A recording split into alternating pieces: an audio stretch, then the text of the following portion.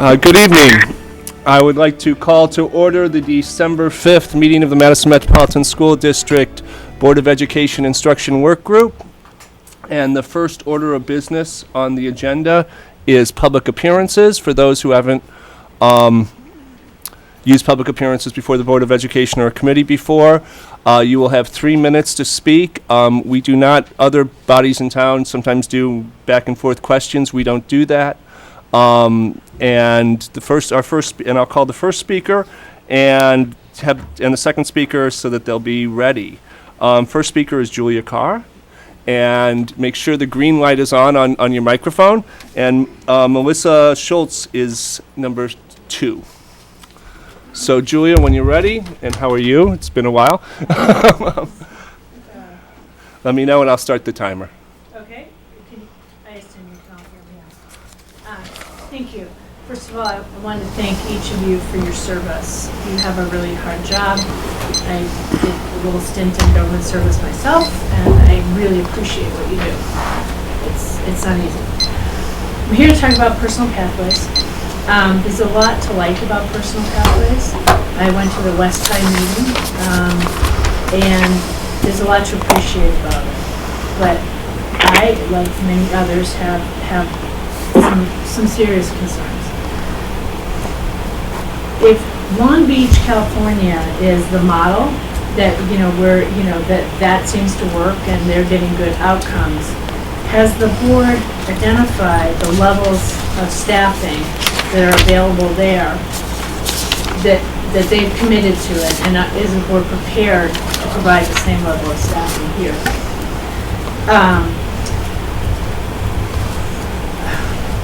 I mixed up my thing here. Fourth, will the board be releasing an assessment of the budget impact of this and making that public to the public? And will the board also be releasing signed agreements with the partners that have been identified and provide assurance that capacity? Could you hear me? Yes. Green light. Oh, for TV? Am I on TV? You are. Oh, I did not realize I was on TV. I would have worn something else. So will the board release those agreements, exactly what's in them, and with assurance that these partners are prepared and staffed well enough to meet the demands here? And I'm specifically talking about the internships. And as I'm sure all of you have thought through, that's a lot of internships to push out. And I'm not convinced that those partners, as well intended and as they may be, have the capacity to do that. Finally, I want to say, and this isn't, I don't take pleasure in saying this, but there's been a real failure on your part to communicate effectively with parents, students, and staff. How you been? I went to the West High meeting, and Principal Thompson did an awesome job, but she didn't have answers to a lot of questions that people had, and she was left hanging out there with some parents. TJ was there, some parents who had real concerns. And the feeling was that it was not fully thought through enough for her to have answers to those questions. And I think that's really unfortunate. I was also struck in that meeting by the sincerity of the people who are proposing this and who are willing to, step up and work on it. But I was also struck by the fact that they had been having many, many conversations among yourselves, among instructional groups. Can I just finish? You can wrap up. Okay, but there was very little discussion about outreach to parents, students, and staff, and that was concerning. But again, thank you. Thank you. Melissa Schultz, followed by Emily Hall. Hi. I wrote my comments down because there's so much I could say to all of you, so I'll jump right in. Melissa Schultz, daughters Libby and Kate graduated from West in 2013 and 16. Daughter Carly's in 8th grade at Hamilton. I want to say up front that I applaud the district's efforts to work on major reform to help high school work for more of its students. I know many of you, I hope you know where this is coming from and that I really mean it. I gush about my own daughter's experience at West, but I really am well aware of the fact that far too many students do not share that experience at West or at other schools. And I know this is an issue of equity, and I'm with you all the way on that. I also don't presume to know what programs will be best to engage more students, and I trust that Personal Pathways will be a success, and I'm hoping that's true, and want to be part of helping make that happen. What I want to address today is a higher level issue, which is the extraordinary challenge I think the district has in maintaining what works well at the high schools and communicating that to families. As you know, there's been a lot of concern expressed about Pathways as a vocational education program, and I applaud the district's efforts to communicate better in recent weeks and to adapt some of the assumptions about the program, but I really am here to emphasize the need to take these issues really seriously. We need to hear a strong message and see evidence that liberal arts education will continue to be important, that you understand and value that. I know West parents and teachers have been criticized over the years for being privileged complainers. I can't say their behavior is always perfect. I will vouch for that.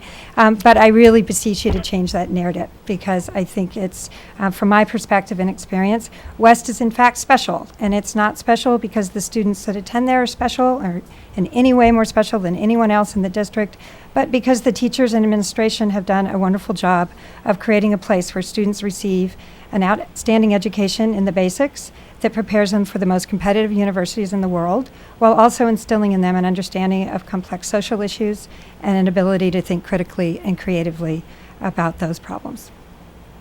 So I'd argue that these skills are more important than ever, and that our Madison schools should value continuing to grow leaders who are prepared in this way. So as you think about future plans for Pathways, please keep in mind that many of the persons who are complaining are people who deeply value public education, and many of whom have dedicated their careers to that as professors at UW-Madison and other educational institutions. Also keep in mind that we advocate from a position of concern for the health of the whole school district, not just a few children. And talk of private schools and leaving the district is real, and it's disturbing. I hope we can quell the panic from or with a strong message that liberal arts education and preparation for the most rigorous four-year college remains a priority at MSDs. Thank you. Thank you. Emily Hall, followed by Jennifer Greenwald.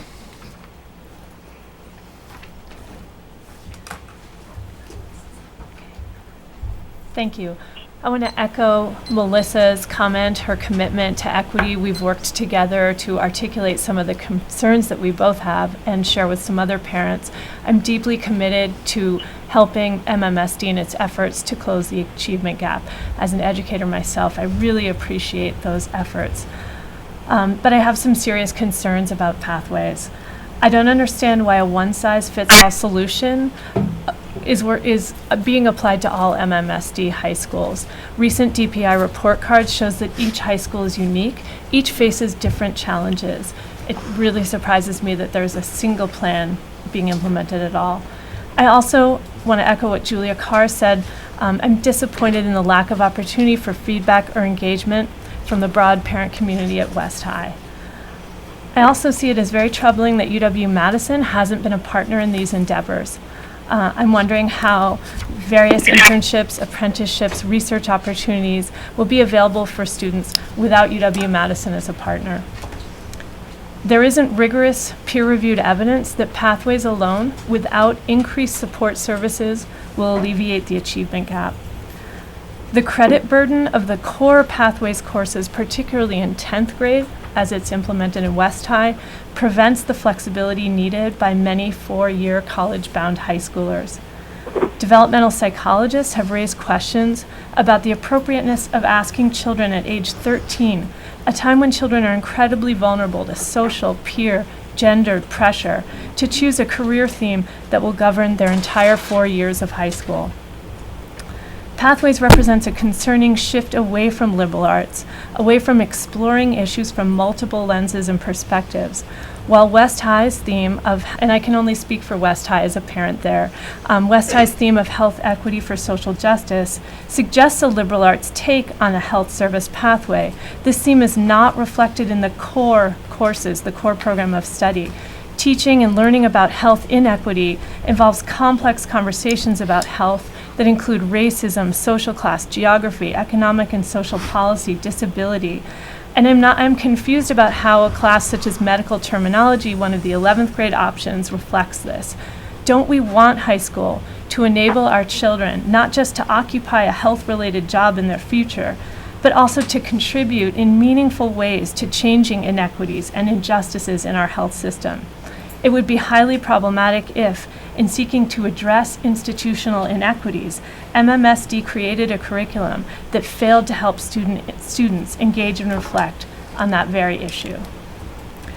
Because of these additional concerns, we ask that you and MMSD apply a broader, more liberal arts perspective to the existing health services pathways, particularly in the core courses. I'm almost done.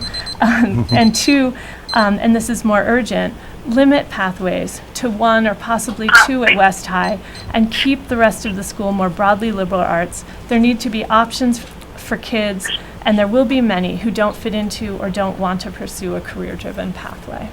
Thank you. Thank you. Jen, followed by Cindy.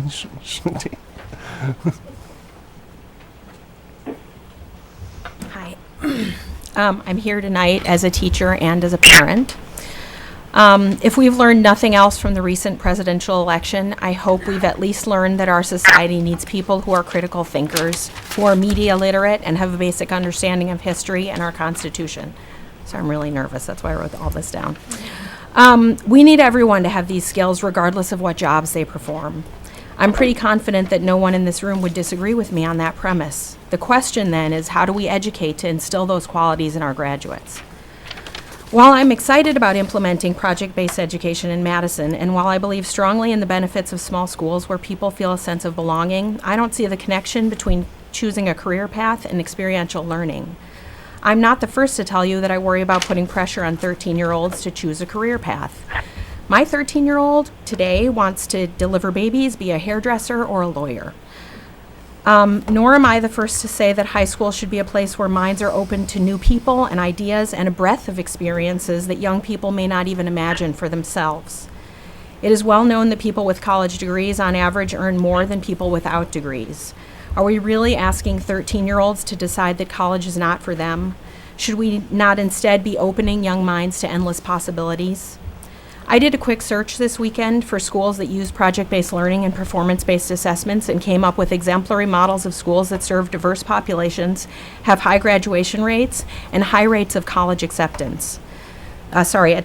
Some of these schools are Met West in Oakland, June Jordan School for Social Equity in San Francisco, and in New York, Central Park East Secondary School, Landmark High School, Urban Academy Laboratory School, and Vanguard High.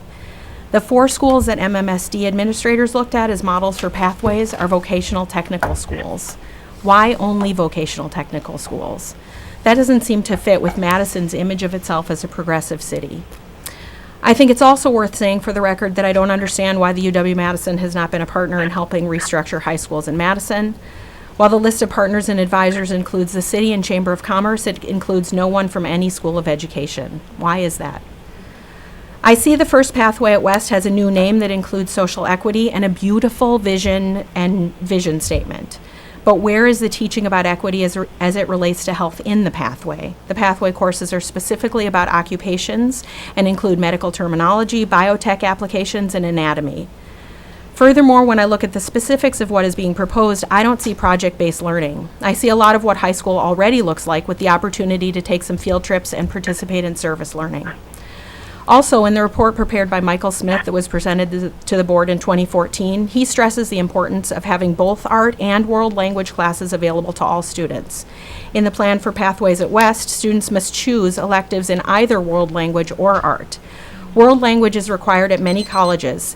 Is it the case that a college-bound student in this pathway will be unable to take art classes? I wonder too about the elimination of electives. The report cites the popularity of electives at West. I have been told specifically that English electives like the Shakespeare class are slated to be eliminated next year. This concerns me. I have one more thing. Quick. I'm curious about the types of internships that will be available to students. Will these really be internships that open doors to good jobs with a living wage, or will they be making sandwiches? Thank you. And if people can try and keep within the 3 minutes, there's some pressures on some of our staff to be at another Pathways meeting this evening. So, Cindy, followed by Chris Amon. Amen. Correct me. Amen. Thank you. So thank you for giving me the opportunity to speak tonight. I'm pretty nervous. I've never done this before. I have a 7th grader and a 4th grader.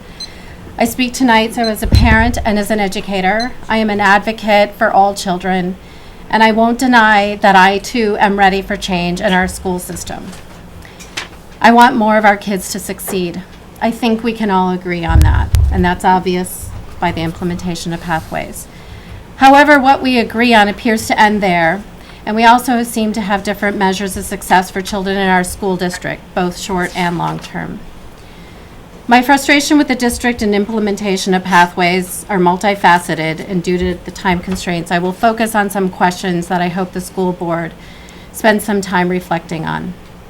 In reference to the achievement gap, why are we implementing a program that targets kids near the end of their MMSD education? And for some kids, that might be at their breaking point when they're ready to leave. Why are we waiting for our children to have been in MMSD's care for 9 years before we address and support their needs and rights as students? Where is the equitable education? If Pathways is a truly project-based program, why are there no changes in the elementary and middle school grades?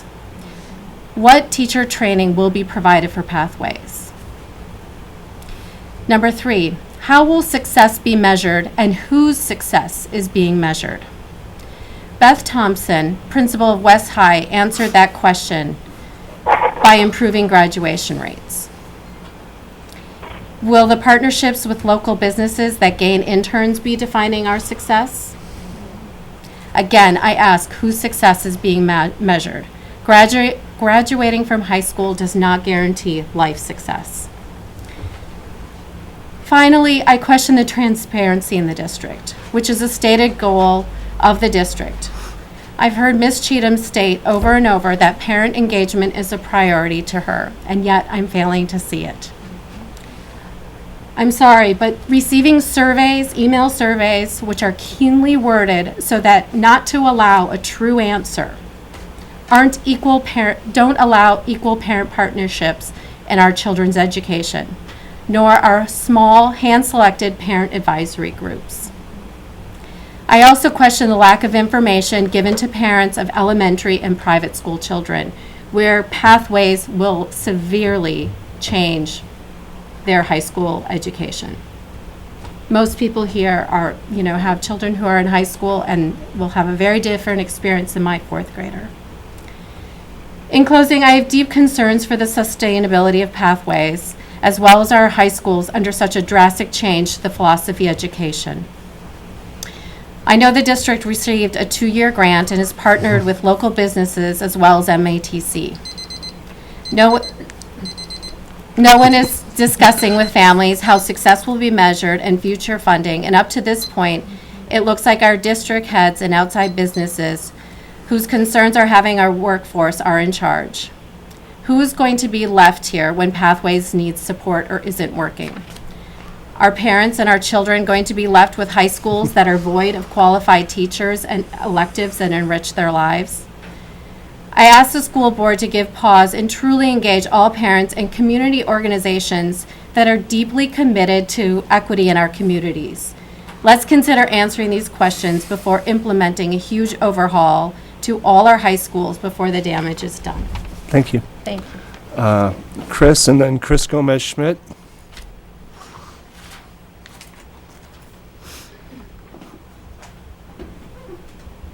I just want to echo what most of these people have said. I too share many of the concerns. Big ones are communication and transparency. A lot of people have really felt blindsided by this, and that's of great concern. But as moving forward as part of the plan, what I want to emphasize is that we really step back before this goes wall to wall and do a thorough evaluation. We need to talk to the students who are in the program and the students who aren't in the program. We need to talk to staff. We need to talk to administrators. We need to talk to community members. There needs to be listening sessions. We really have to hear what people are feeling and seeing with the program, not just metrics and numbers, but an increase of a GPA or more people reading at grade level or whatever the district standard assessments are, but really, really talk to people, and the kind of communication we do around referendums or the kind we did around the technology plan and the BEP, we need to be listening to what people have to say. So I just want to encourage this board to somehow put in writing what the assessment will be and how we're going to measure that now and not 2 years from now. I really, really think that that's important to lay that out ahead of time so we know what we're going to evaluate and not turn the evaluation into what we want to see to continue the program. Thank you. Chris Gomez-Schmidt, followed by Amy Cassidy.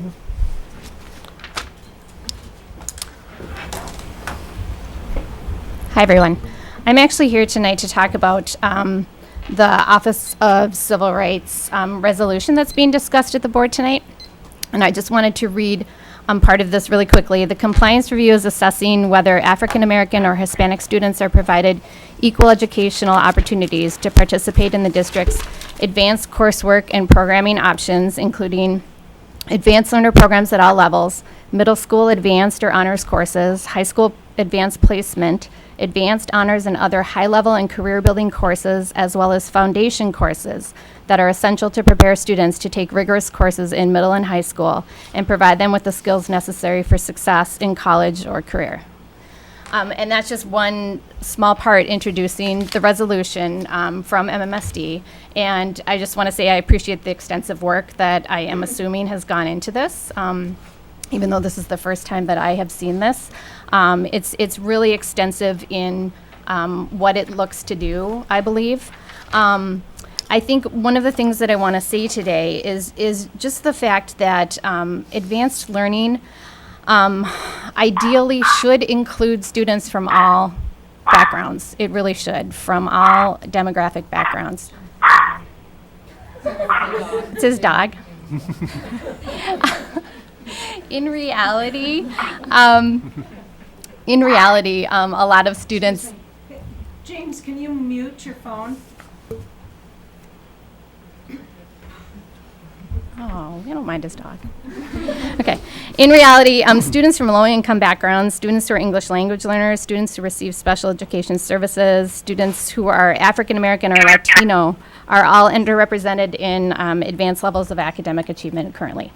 And so I see this really as a great opportunity for our district to make a commitment to a comprehensive advanced learning department that functions from pre-K to 12, recognizing that access to advanced academic coursework in high schools is a building process that begins in the elementary schools. And this is really important. I think a lot of times when you're looking at who is accessing advanced coursework at the high schools, we forget that the foundational building blocks are really at the elementary and middle schools. And so what I'm going to ask is that as you're looking at this, not just providing numbers to meet a compliance review, I really hope we'll take a serious look at how we're going to build advanced learning to make sure that more kids genuinely can get the access and the instruction that they need to be able to excel when they get to the high school levels.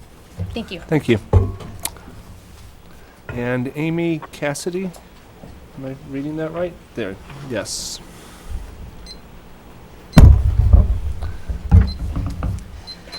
So, my name is Amy Cassidy, and I'm a teacher at West High School. And I'm not as prepared as everyone else because I made the decision to come kind of at the last minute, about 4:30 this afternoon.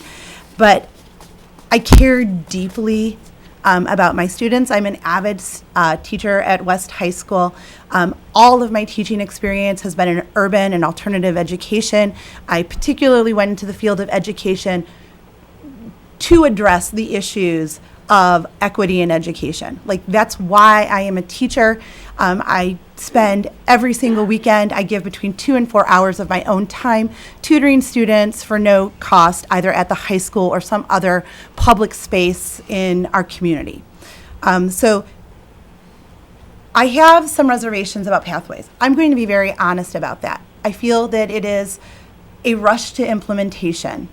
And it might not feel like that from a administrative standpoint, right? But from a teacher in a school community standpoint, that is how we feel. Or at least that's how many of my coworkers and I feel. And we worry considerably about the impact of student choice in that. I have crunched the numbers. If you are an avid student and you would like to take 4 years of foreign language and you would like to take advanced coursework like AP Chemistry or AP Physics in the foundational coursework, you will have no choice in your course electives, right? And no room for a study hall. And if we're talking about trying to close the opportunity gaps for our students of color, particularly in advanced coursework, we need to allow them some time and space in which to work on that where they have access to teachers. In terms of the other issue before the board regarding equity in advanced coursework, I do feel that there are some things that we've talked about, at least in our building, in terms of offering some summer coursework to try to provide content-based experience before they enter an AP classroom, where say they have some experience with the reading materials, have some experience with test-taking strategies, have some experience with how to write, I'm a history teacher, so for me, a DBQ, how to write a lab report at the level that's expected for an AP Chemistry or an AP Physics classroom. And we're trying to secure grant money for that because that's our understanding that there's no budget in summer schools for a class that's not currently offered on the books, and this is not, right? And the process to get it would take a large number of years and more time than we have, and we want to try to do something to address the problem now. But I think that those are kinds of things we need to think out of the box for in terms of addressing some of these issues. So, sorry for my unprepared remarks. Thank you. And for the non-historians, DBQ is document-based question. Yeah, sorry. Yes. So, all right, thank you for all the speakers, and thank you everyone else who's here who's interested in the topic. We have some staff pressures. If you want to write something, the board will read it. We try to have people sign up prior to the start of the meeting. The next item of business on our agenda is the approval of the minutes. I move that we approve the minutes dated November 7th, 2016. Is there a second? Second. Is there any discussion? Advisory vote. All in favor? Aye. Passes James? No, passes 6-1. Or 6-0. All right, we get to the personal pathways update. And Jen, would you like to introduce the team and I would. and the scope? Thank you, TJ. Thanks. I'm going to ask Alex, Freeland, Lisa Quistad, and Cindy Green to join us. I want to start by just saying a couple things about what Pathways is, mainly probably for the public. The reason we're moving forward with and have been developing the Pathways plan for the last several years is because we want every single child not just graduating from high school, but graduating with a post-secondary plan that aligns to their hopes and dreams, their goals. And in order to get there, we've designed, can you get that, Mary? Thanks. We've designed an approach that addresses, we think, some of the barriers and is consistent with the research that helps students achieve those goals. Pathways is an approach that ensures that the student can be in the driver's seat of their own learning, so that they're continually exploring their interests, their strengths, and their aspirations. It is an approach that ensures that every child is living or learning in a smaller learning community that's intimate, where they're known not only by their fellow students, but by an adult who can function as an academic advisor in their lives. It's an approach that ensures that students' coursework is relevant, that it's linked, and where students can see how it's supporting them in their future endeavors. It's an approach that very intentionally helps them explore college and career options, which is essential if students are going to be set up for success in their post-secondary plan. That's really what Pathways is about. I really appreciate the public speakers who came tonight. I know I've talked with many of you already, and we'll continue to have those conversations. I'm hoping that our presentation tonight will continue to help us clarify what Pathways is and what it isn't, to help us learn how to better communicate what Pathways is and what it isn't, because clearly we need to do better. And most importantly, I hope that this interaction will help us strengthen the plan. And I appreciate everyone who spoke tonight and everyone I've really talked to along the way, keeping our focus on students at the center, keeping our focus on equity at the center, and I think that people are sincere when they say that. So I thank you for that. We also want to make sure that the plan preserves the things that are working for children, right? The things that are good. So so tonight, Alex is going to focus on our accomplishments to date. He'll take the first little chunk of our agenda. He will have to leave at some point because there's another Pathways event tonight. So just want you to know he's not being rude. He actually needs to go talk with a larger group of parents tonight, who are going to be making the decision about whether or not to enroll their child in a pathway. Lisa's going to talk a bit about communications, what we've been doing, what we're doing to strengthen that communications plan. And then Cindy's going to talk about some of the really technical work around the course of study. Like some of the speakers talked about concern about elective, about being able to take AP courses. So she's going to talk about the schedule a little bit more. So at the end of each of those chunks, we'll pause for the board to ask us any questions or make comments. If that's all right, we'll do it in 3 chunks. And then we'll wrap it up. Sound good? All right, Alex, take it away. Yeah, thanks, Jen. And good evening. Thanks again for having us back tonight. I think this is the 9th update or discussion with the board about personalized pathways, which we've been working on since October 2013. Our goal tonight is to provide you an update to briefly highlight some of the accomplishments since our February discussion, and then talk about our current work streams and our future benchmarks.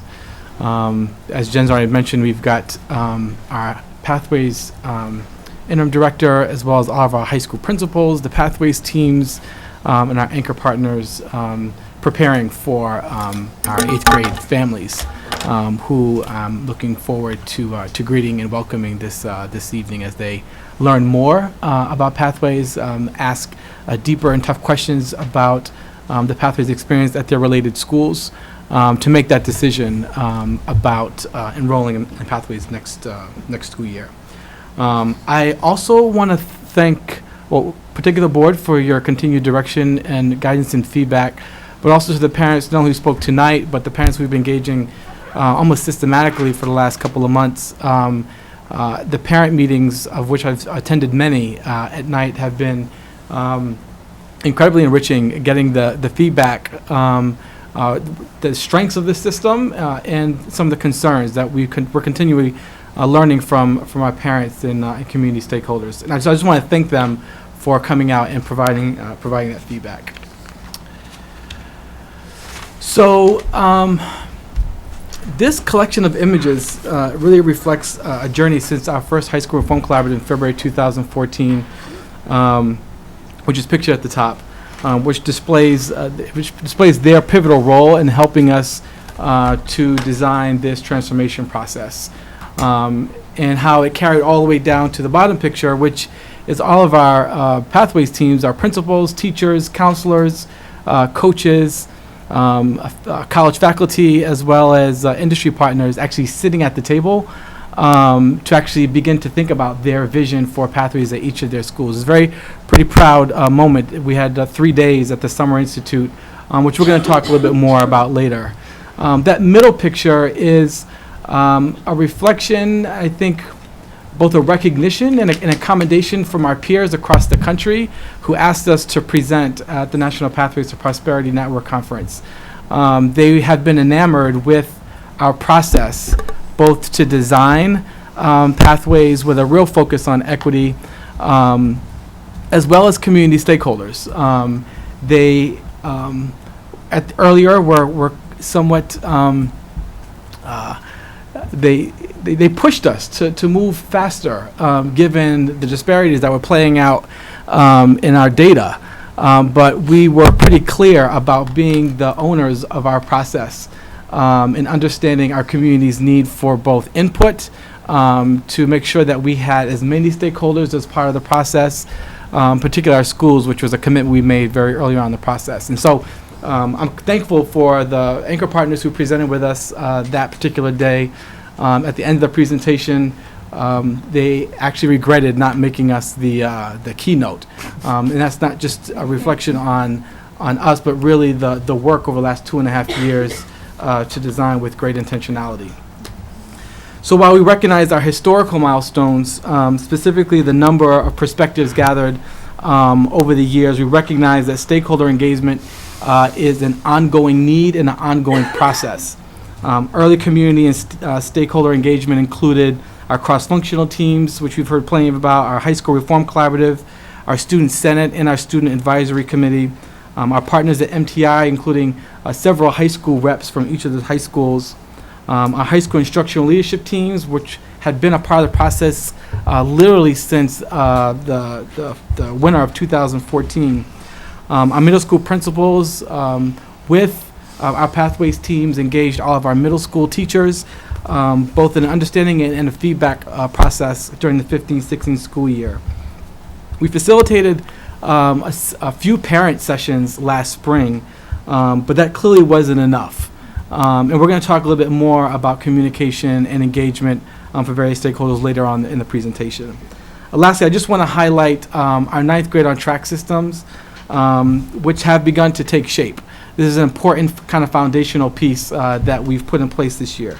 We've conducted visits to each school in November to determine if each school is on track for full implementation this year, and we look forward to mid-year visits. We're feeling really good about those 9th grade on track systems being in play.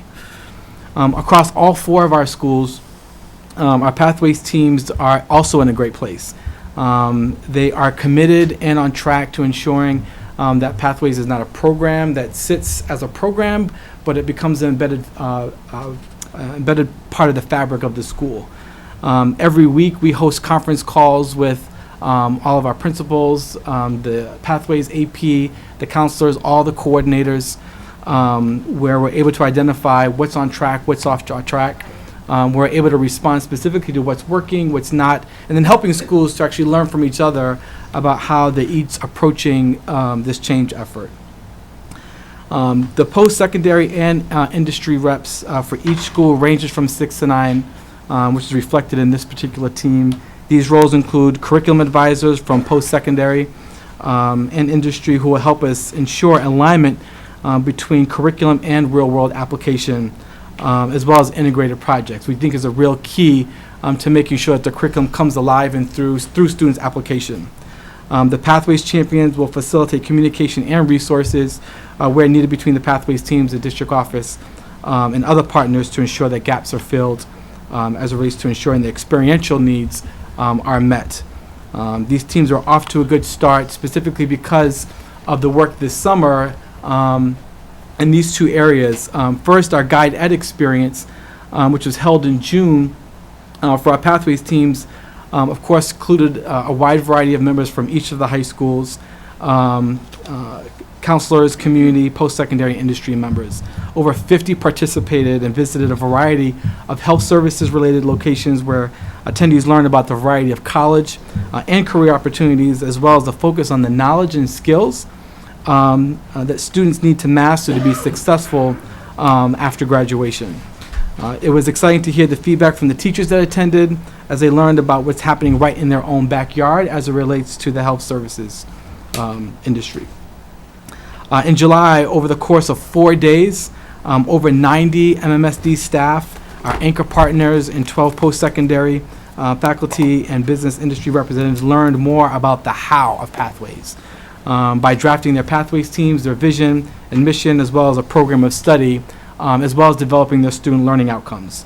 Schools were able to see how their school improvement planning process, both the development, the execution, and the monitoring systems has established an important foundation for this new way of teaching and learning.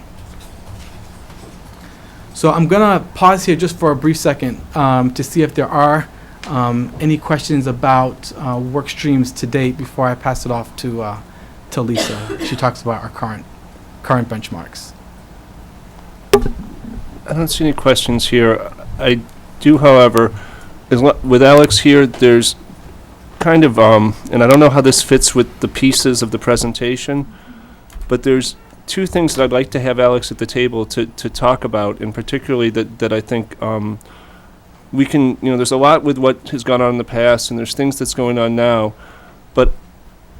and those certainly deserve our attention. But there's two kind of big things that I see that I think we need to begin to have discussions about, and one of them is what does that evaluation/pause look like?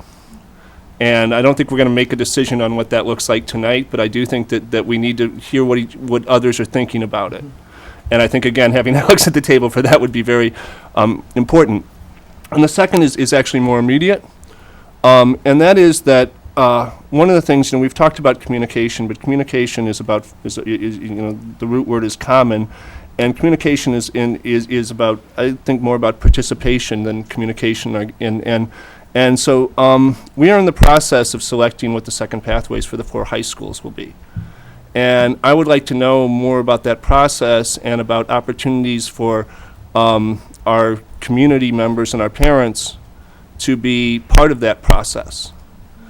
So those are kind of two things that I see as, we can relive the past, and we certainly need to talk about what's going on currently, but those are two kind of things that are in the next that I say that I'd like to have some attention with before you have to leave, and I understand you have to leave in about 20 minutes. So and so do we want to come back? Lisa, do you want to present some of the things on the current priority work? Do you want to come back to these? Yeah, I can touch on these a couple, Okay, so I mean, just trying to figure out how to do this. Yeah, those are good ones. So I think with the evaluation, we deeply believe that evaluation is needed. We had at the onset the goal to evaluate through our Great Lakes College and Career Consortium. As you know, this part of the grant was to join these other regions to participate in a full evaluation, that we would all be evaluating our pathway systems. That's taking longer than we anticipated. And so we've engaged WCER in actually conducting an evaluation just for ourselves. It'd be great if the Great Lakes Consortium comes on board, but we don't necessarily believe in waiting for that to actually come to pass. So we've just begun those discussions. We started with that particular consortium to actually determine what are the metrics that we want to pay attention to. I think going back to the comments, not just paying attention to numbers, right, and metrics, but also qualitatively understanding both our implementation and the impact it's actually having on students, their culture of schools, and school improvement as a whole. So there is a deep commitment to an evaluation that we can bring more details once that gets shored up with that relationship through WCER. As it relates to the second pathway, we actually have slowed the process to ensure that we're able to get to all 4 corners of the city to get feedback from multiple stakeholders, specifically parents, given what we learned in the spring. So we have some initial ideas given the parameters that are outlined in our pathways plan, and then sharing those with the larger community to get feedback before making a decision in about late February, March. Okay, and who's involved in that process? Who's making the decision? So the decision will be made by Or the decisions, I guess there's decision by, four. by the Pathways team, right? And we'll get feedback, of course, from our anchor partners, but it is just feedback. The decision rests with the Pathways team, myself, and eventually the senior leadership team. But that will be a process that will be unfolded in February, March. Remember, we come back to the. Ed, Michael, Yeah, Jen, I think was that. I think I saw your I hand. was just reminding everyone that we're coming back to the board, I think it is in March, for an update, which would be when we're making that decision.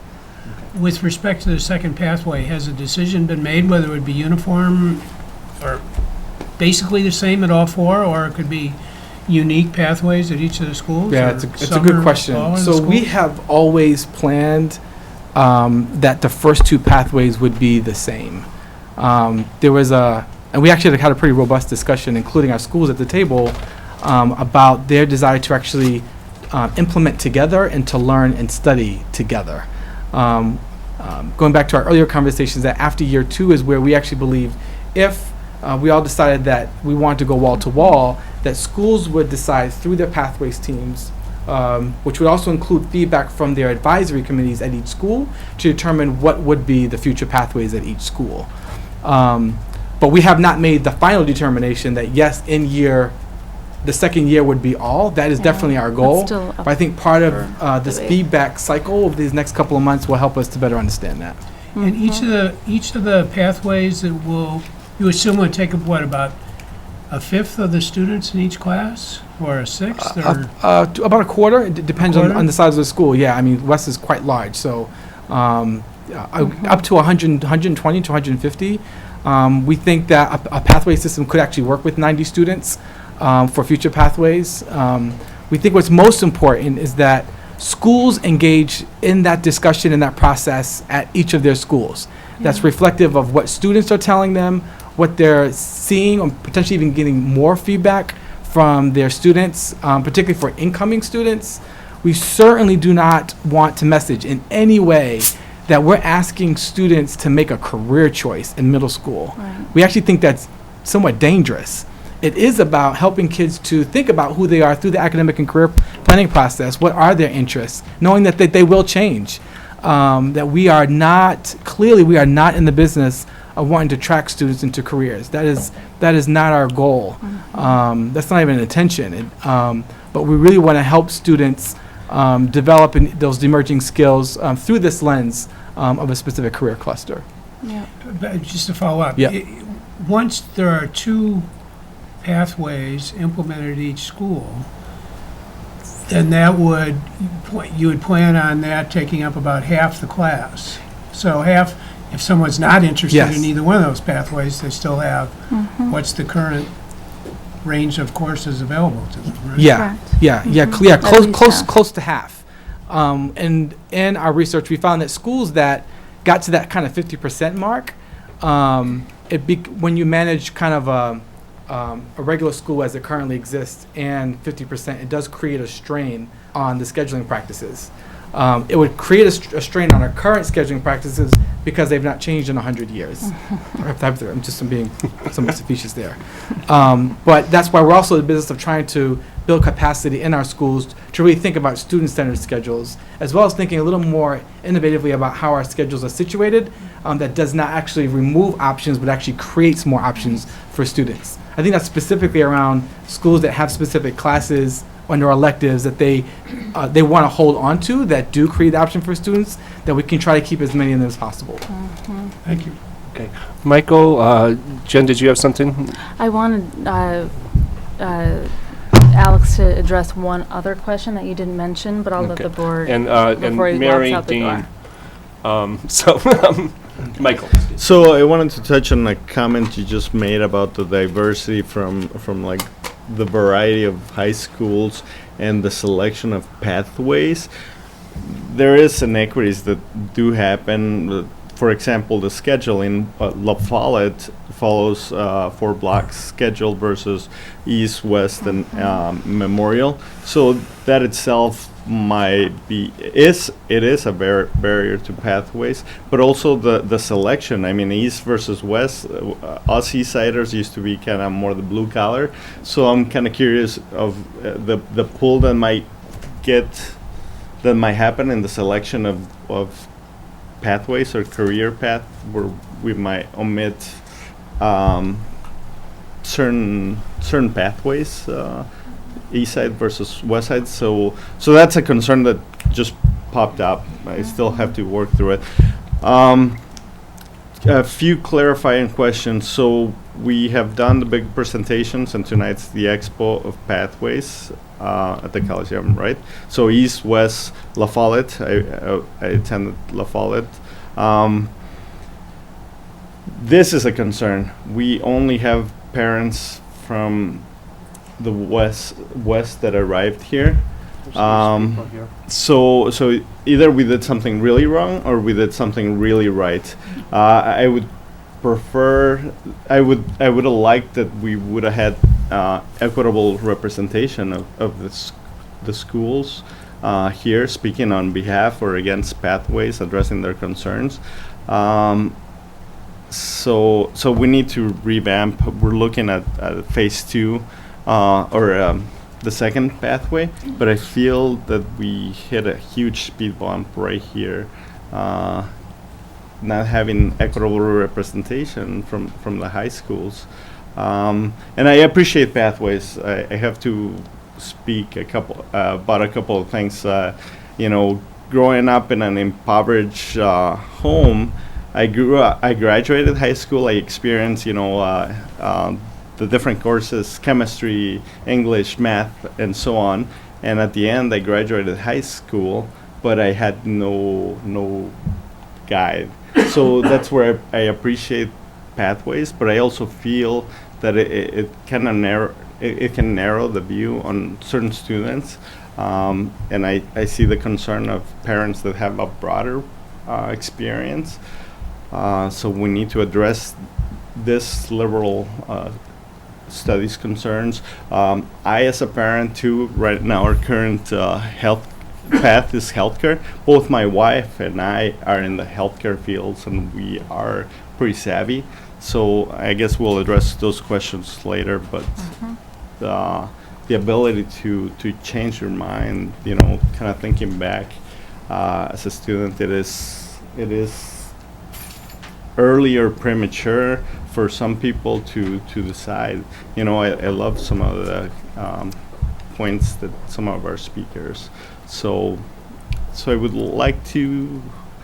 We need to really retweak and address these concerns, and also bring in the parents from East, La Follette, and Memorial. Yeah, I can just a few of those. When I think as it relates to the schedule, you called out specifically Follette with their 4-block.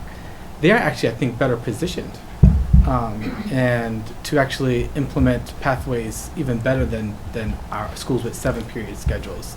And we are just looking at the research around best practice in middle schools has also kind of affirmed the 90-minute model. So I think La Follette's actually in a better place, and as you think about their level of engagement and the feedback that they've gotten from parents in the community has been actually pretty positive.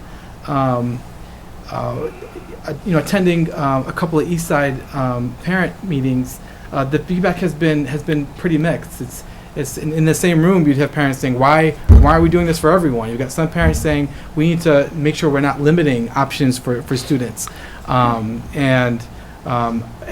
what I've learned these last 60 days is when parents have more information specific about pathways and what it look like at their school, generally the stress and anxiety does come down, and they're able to engage schools specific about what it will look like in their school. We have recognized looking at and paying very close attention to the materials that we've put in front of parents, what's on our website, and even some language that we're using has been too much nodding at this idea of a career. Yeah. And it's been somewhat problematic because if we cannot exceptionally well communicate pathways as a college-bound strategy, then we've not done well with our communication. I'll be quite frank. Because that is not the goal. We're not in the business of trying to create a pathway for kids to get a job. It is about creating a system that kids with their families can really see themselves through this kind of broad experiences that you talked about earlier. We actually want that for students, whether they're in a pathway or not, but specifically if they're in a pathway. But, Cindy's going to talk a little bit later on about the program of study and how we're paying very close attention to those pathway core classes. Because there was a mention earlier about West's specific pathway theme that has this lens on social justice, but you don't necessarily see the social justice playing out specifically in those core classes. So we're actually not doing that just for West, but we're actually doing that with the other schools as well, to make sure that every student is understanding when they make this choice, they're actually making a choice about a way to learn. We don't ask kids in 8th grade, what do you want to be? We're asking them, how do you want to learn? To ensure that they're actually developing the skills in an environment that allows them to really be college and career critics. Because we keep saying it, we want to make sure that actually it plays out. So I know there was a couple other questions. Alex really has to go. Yeah. Move on. There are hundreds of parents waiting for Alex to give opening Yeah, comments, and we know a lot about pathways too. I think Cindy and Lisa and I, between the three of us, can handle it. Unless there are I mean, I just want to say one thing on, I said not about just communication around the decision for the second pathway, but I don't want to be here in March and have people go, why wasn't I part of that decision making? And we were left out, and we went to a meeting and they told us what we were going to do, because that communication isn't just telling people what we're doing. Communication, again, it's finding the common ground. And from your answer, I have to say I lack confidence that we're going to be doing that we're going to have inclusive decision making around this. You said the Pathways team is going to make that decision, and but come March, I hope I don't have parents saying, where did that decision come from? Yeah, we agree with that, TJ, and I think, ultimately someone is the decision maker. But we assure you that our team has been talking about this extensively, the importance of full engagement in making that decision. So I assure you, we're going to follow as far through. as recruiting some of these parents, I appreciate that you are here today. Right. We have had some of these conversations on pathways, and I oftentimes when I see empty chairs, it concerns me. So, you guys are kind of fighting on the back end. I would love to encourage you to put your name forth and join us. It's very important, and we do need representation. So. Yeah. Anyway, agreed. people waiting, and thank you, and I guess Dean and Mary, do you still want to, or do we want to move on with the presentation? Yeah. Sounds good. Sounds good. Thanks, Mary. Thanks, Dean. I appreciate it. Good luck, Alex. All right, let's move on, if that's all right, and we can talk about communications, or do you want to pause here? I think we Dina- have a huge yeah. PowerPoint here. Yeah. I think I'd really like to just get at the questions. We've seen a lot of PowerPoints on pathways, and I think we've all had a chance to review it prior to the meeting. I guess That sounds great. in the interest, I'd like to.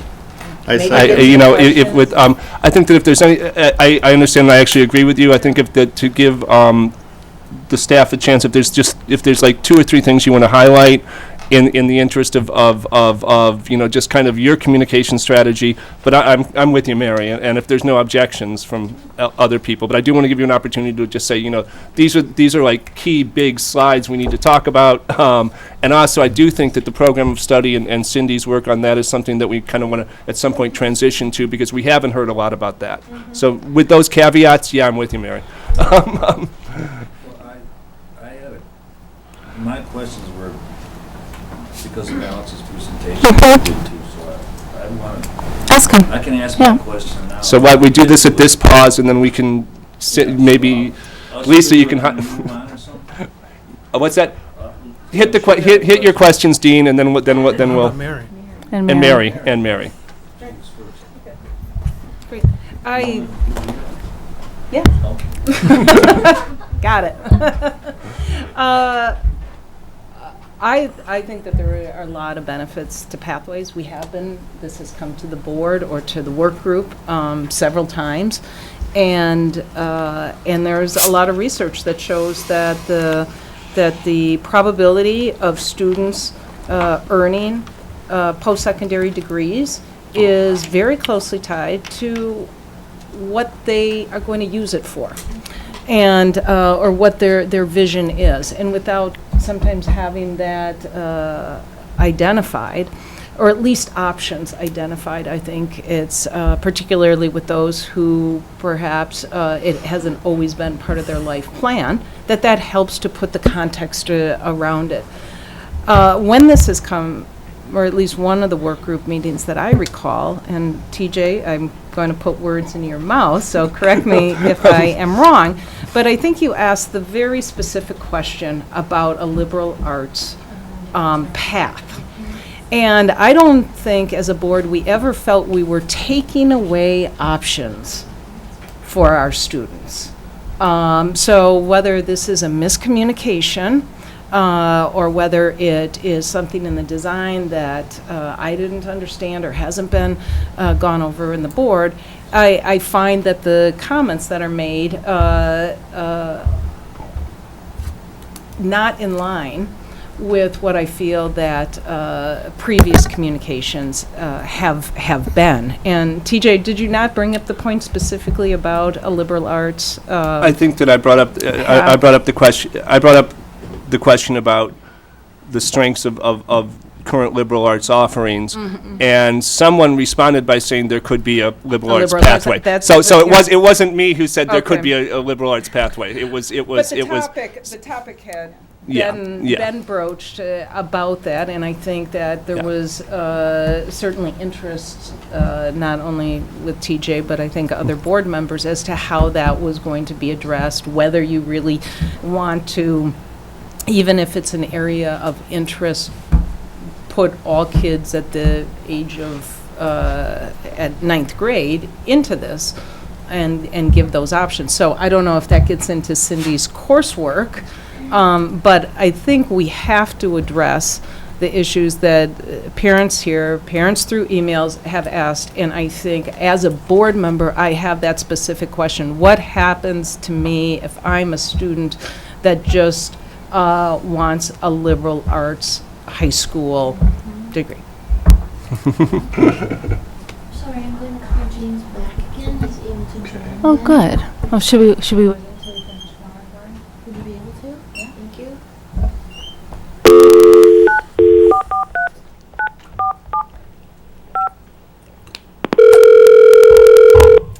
While we're waiting, I want to note that I see faces and parents from both Memorial and East area here, in addition to West. So, just I don't recognize anyone from La Follette.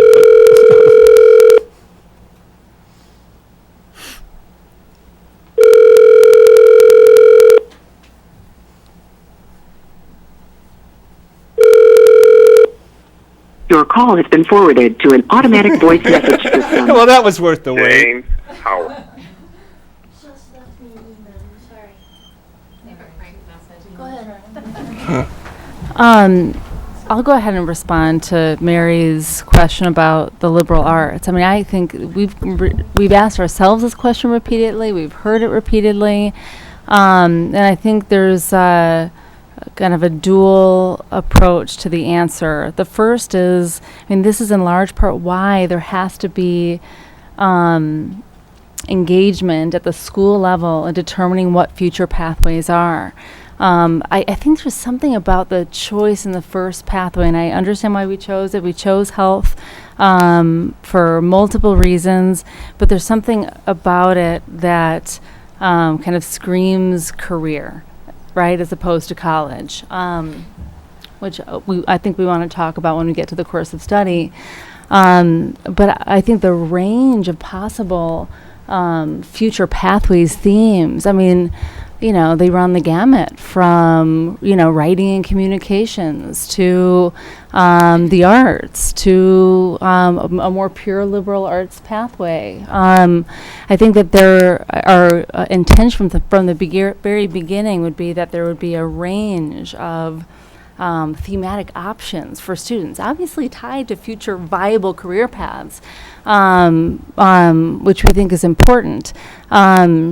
In addition to that, I think, and I hope Cindy will touch on this, that the the integrated coursework that students will experience with, which will be project-based in nature and tied to integrated projects, ought to reflect just not just careers, but true full exploration of a thematic area. I mean, I can imagine all kinds of incredible integrated projects in the health area, and actually one of our speakers mentioned some of those possible topics, right? That's the kind of engaging classroom experience we want students to have. So I think in large part this gets back to how we're communicating the Pathways experience in its entirety, no matter what the theme, and how we're choosing with our communities what those future thematic pathways will be. Would you guys want to add anything to that? I was just going to say, when we get to the point, I'll talk a little more of kind of the liberal arts experience within the pathway. I don't know if we want to go there now, or Dean, I know you still had a question, but I think there's some things that aren't represented in the program of study that you just can't do in the current state that I want to make sure we highlight so people understand what the program of study has and what isn't reflected on the piece of paper that will happen with the student experience. But I'll wait if you want to ask your question. Yeah, well, it's a little bit of questions and also it's got some concerns. We've heard what you just said. Yeah. And it was concerning to me is we had two staff come here. And one said that how is this, isn't convinced that this is any difference in service learning with an extra field trip. And the other said that this is who dedicated her whole career for equity, around equity in education, saying that this looks like a way to block some alternatives and some options for them, and that's concerning because that's not what we've heard, and that the concern is that we're getting better at outreach and communication, but still there seems to be a big disconnect because of almost all the other speakers, and thank all of you for coming. And voicing these very thoughtful comments from everybody, and probably all spot on, is that they're feeling that they're not quite brought in to the level that they need to be. So in those three areas, there's clearly some work needed to be done. And I think between now and March, as TJ said, we need to see this community either having a full understanding of it and then giving us their thoughts once they get it. And if we can answer these things the way we've heard it, satisfactorily to them, then we've got something going. But this is a little concerning to hear this level of people saying this doesn't show us much. I share your concern, Dean, and that is why we've ramped up communications as much as we have.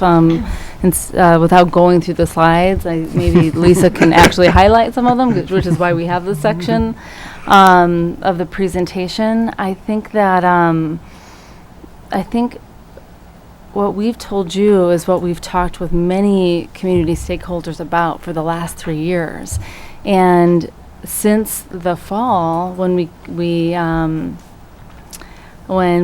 communicated in more specificity, because the plan had gotten to a point where we could, including the specifics of the first iteration of the program of study, it becomes real, right? I mean, it raises new questions because we're at a level of specificity that we couldn't have been at last spring or mid-year last year. So I say that I think our team, certainly there's always more engagement we can do, and we are getting better and better at it.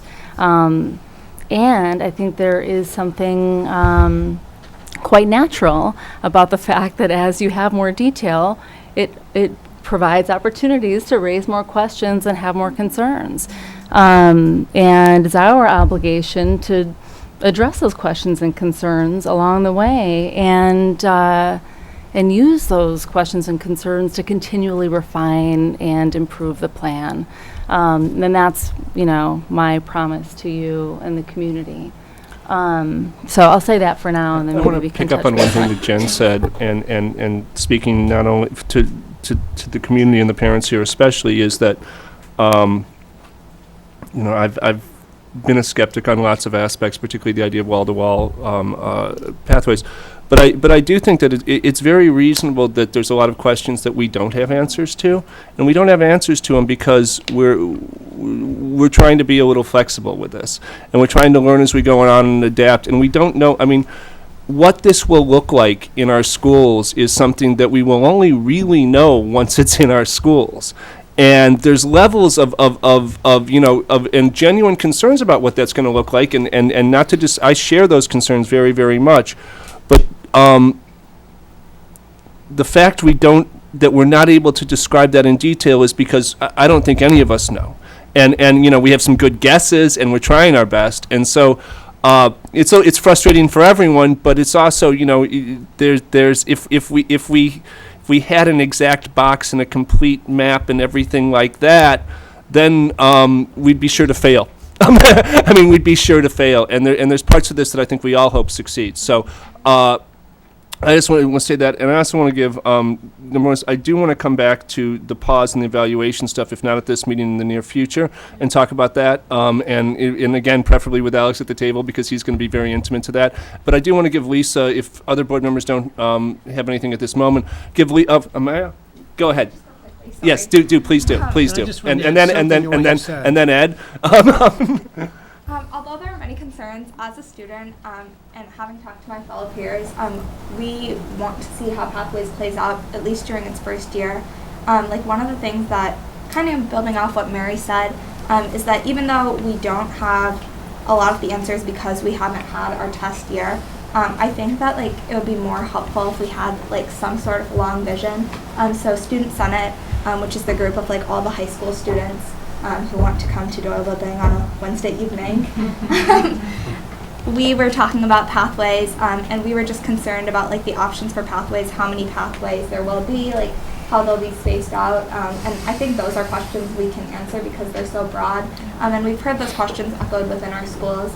So going back to the liberal arts pathway, how many of those pathways will there be with our STEM pathways?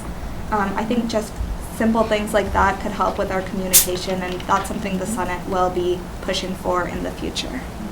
Thank you. And Ed. Yeah, I just wanted to follow up briefly on what TJ said, which I agree with, is that we don't have the answers. But the little editorial I would like to add is we're not going to do stupid stuff. If this doesn't work, we're not going to follow it. We're not going to turn West into a vocational high school. It's just not going to happen.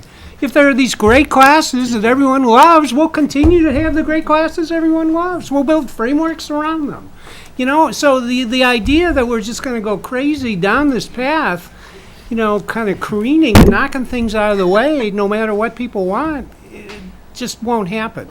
So, we haven't done dumb stuff up to this point, and we're not going to start, I think. So, that's why I asked And Michael wanted to check in. And also, on the other side, not bashing vocational activities, that is not the goal. But coming from a low socioeconomic background, to me, a goal to focus was to have an opportunity to have a job. And I don't know if this is where Pathways might have gone array.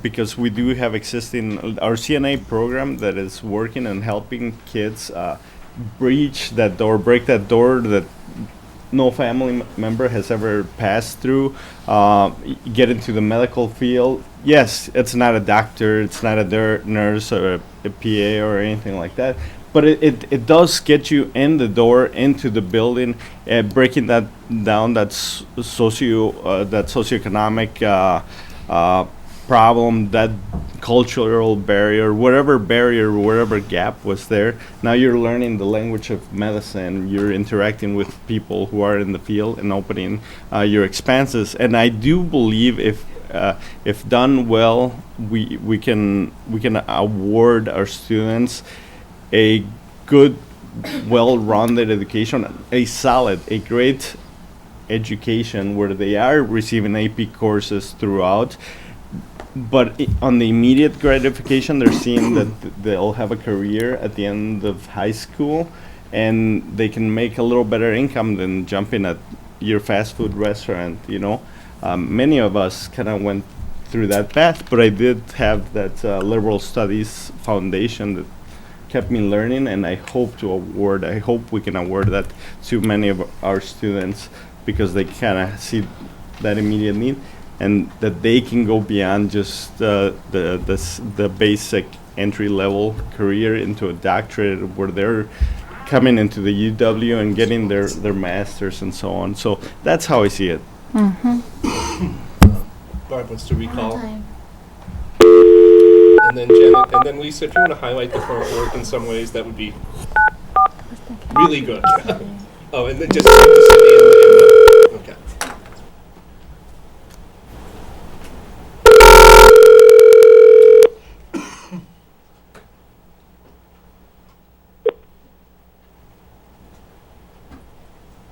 James?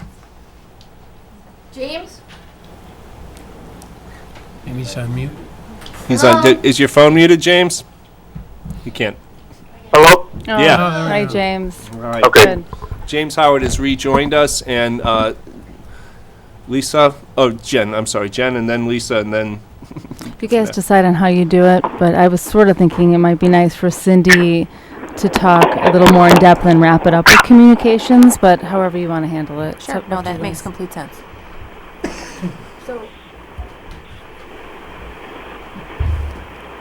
I'm not going to go through the slides, but I'm putting up the slides for visual so I can kind of talk through the program of study. So I'm just going to skip right to that part. I just want to highlight here what was mentioned in our Summer Institute with all 4 of our high schools and their Pathways team, is where they really thought through what their theme was going to be for the health services pathway.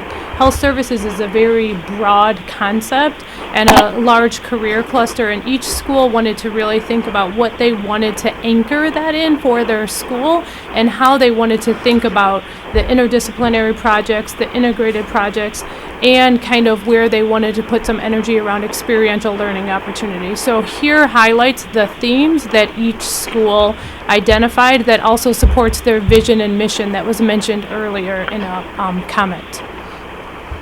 And so here is a program of study for a 9th grade of a traditional 9th grade kind of schedule, if you will, and a schedule for a student that would be in a 9th grade pathways.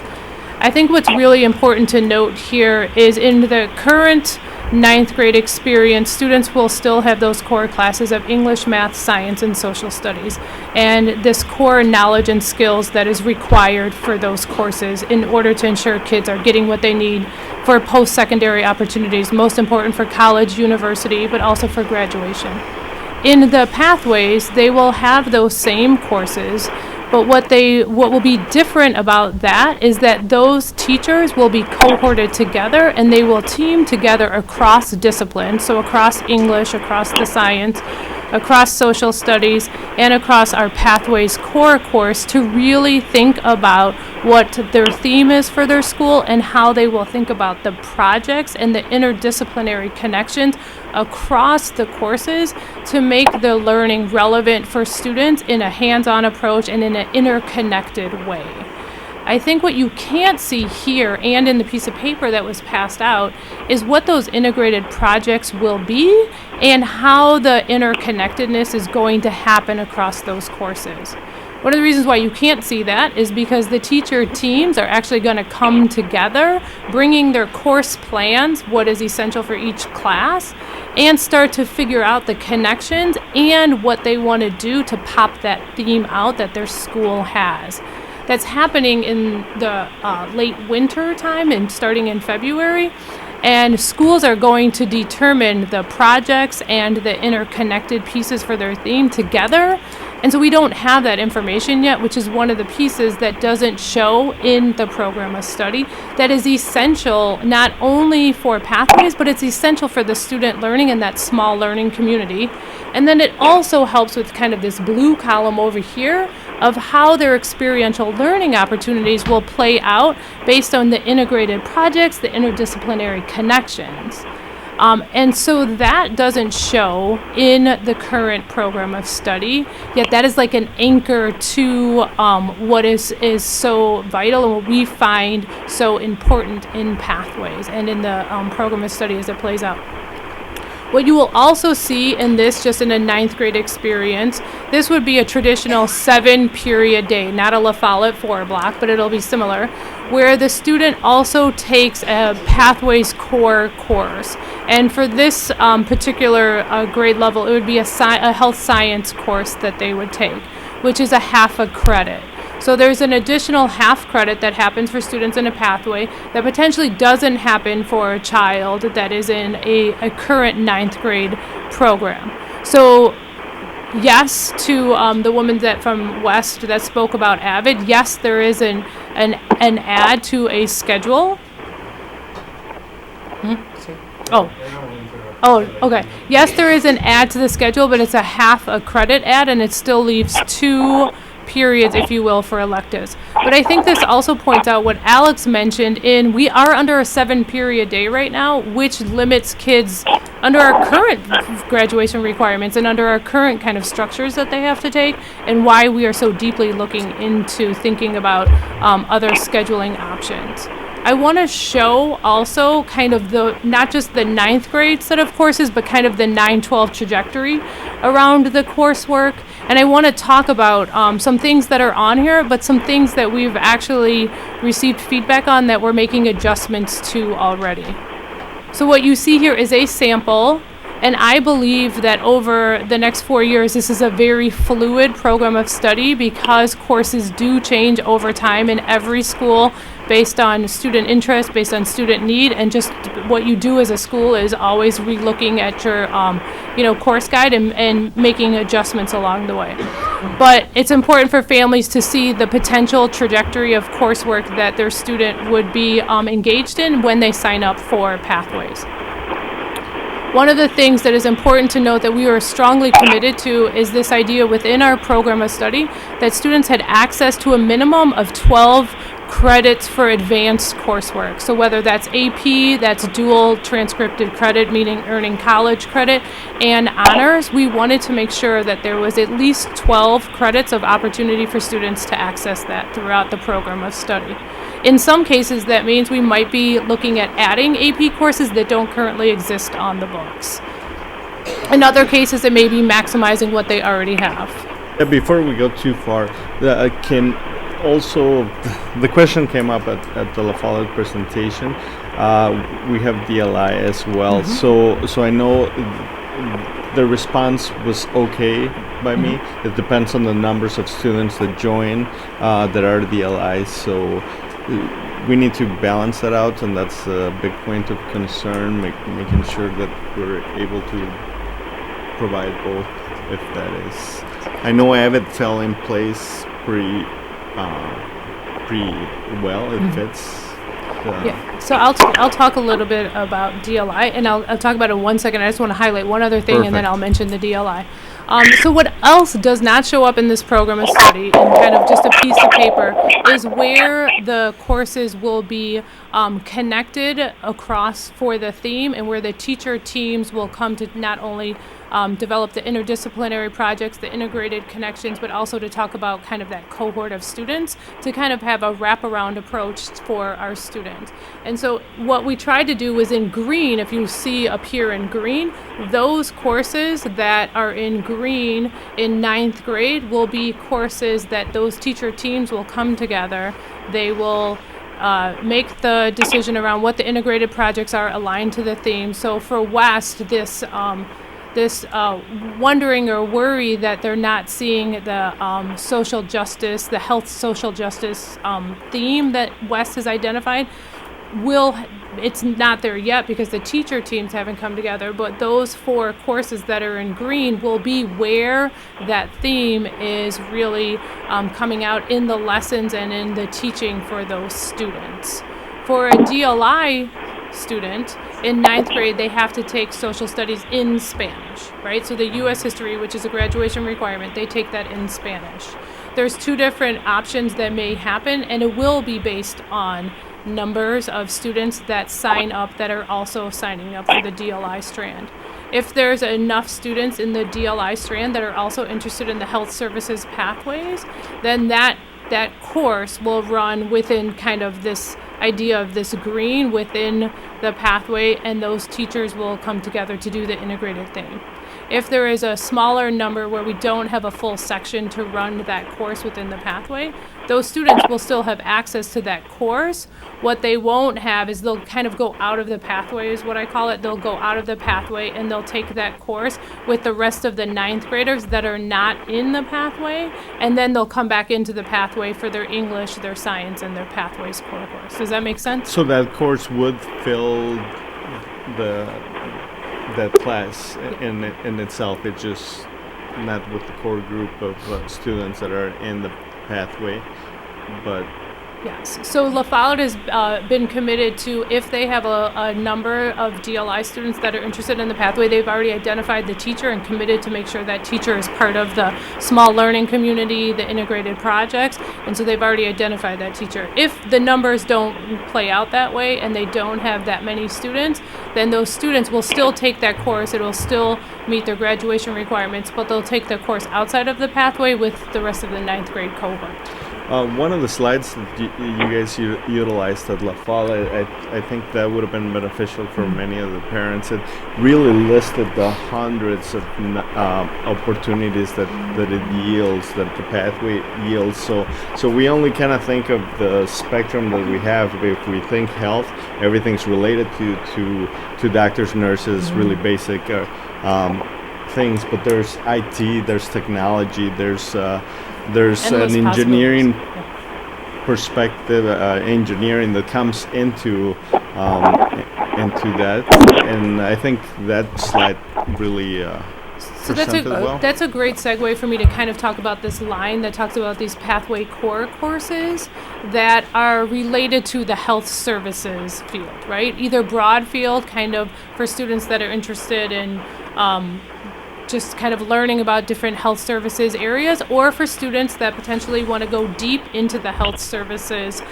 career cluster and know that they want to for sure do that. The goal is not about students identifying that they have a career in health services. The idea is about using that as an anchor to make the learning relevant and make connections for students across the courses aligned to this theme. What we heard from families over the last few weeks was they didn't feel that this pathways core, and I'm kind of just using that as a visual, but that line that identifies the health sciences, occupation, body, and structures, what we heard from a lot of families is they felt that those courses were still limiting to all of the possibilities that the health services field offers. And so one of the things that we have thought about is thinking about one, ensuring that every single year there's a 0.5 option, meaning a half a credit option, so that it doesn't take up too much of a child's schedule, so that they still have lots of choice in electives and options outside of the pathway. But we've also thought about how could we expand those offerings in a way that better support each individual school's theme. So courses at West, they have a lot of courses around social justice in their English and in their social studies elective options that are really kind of geared towards this idea of social justice, of promoting voice and promoting equity. We have thought about maybe some of those courses could be part of West's Pathways Core course that support the health services broad field and at the same time support their theme. And so if we want to do that, we've said that across all 4 of our schools, we want to help them think through additional courses that open up more opportunities for students to experience areas of the health field, but don't limit it to what we currently have here that for some people feel is more of a career focus, which is not our intent. Our intent is to ensure that this program of study, first and foremost, meets graduation requirements, and 2, sets up all of our students to enter into any college and university of their choice. The last thing I will mention, and then I will pause for questions, the last thing I will mention is there's this column around math, and you'll notice that math is not in green. That doesn't potentially connect with the other courses that we talk about are part of the integrated projects.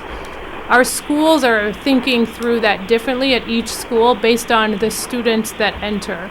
Currently, how our system is set up with our coursework in math, you all know that many students enter into our freshman year at varying levels. We have a percentage of students that enter into algebra, but we have students that enter into potentially 8 different levels of math as a freshman. When that happens, it's really difficult to create that as part of the small learning community and part of the integrated project because students will be in classes all over the place. And so the schools are committed to making connections in math courses to the pathway, but that teacher may not sit on the pathways team. It may not be part of that teacher teaming that comes together to make the connections across and create the integrated projects. So I'm going to pause right now because I know I just gave you a lot of information because I'm sure there's a lot of questions. Anna, and then do I see Dean? I see Dean, and then I'm going after Dean. My question was around talking about, as the pathways move forward, is there any discussion around additional staffing, additional professional development, additional planning timing, and all these things that you're talking about, I think are great, but I'm not seeing how it would be feasible with a high school schedule, particularly when we get into the experiential learning. I mean, this is a pretty specific area, and I don't want to make the assumption that all of our educators have been trained in that. So how are we supporting people moving forward to make sure that we're doing this well? And I guess my other concern then is if we go into the 12th, who is being trained to find these internships and placements and coaching? To me, logistically, I guess down the road, I would like to see how that plays out and how that looks for our staff. Because right now, I can't imagine doing this with the limited amount of staff that we have now. I would think it requires far more individuals. So. I think I can answer some of that, Anna. We have a phased approach to staffing. It was in the last budget book, and we'll be talking about it within our budget priority actions, those foundational pieces moving forward. And we have been preparing schools with experiential learning coordinators, ACP coordinators, and then the pathways coaches to be doing some of this work and planning for it.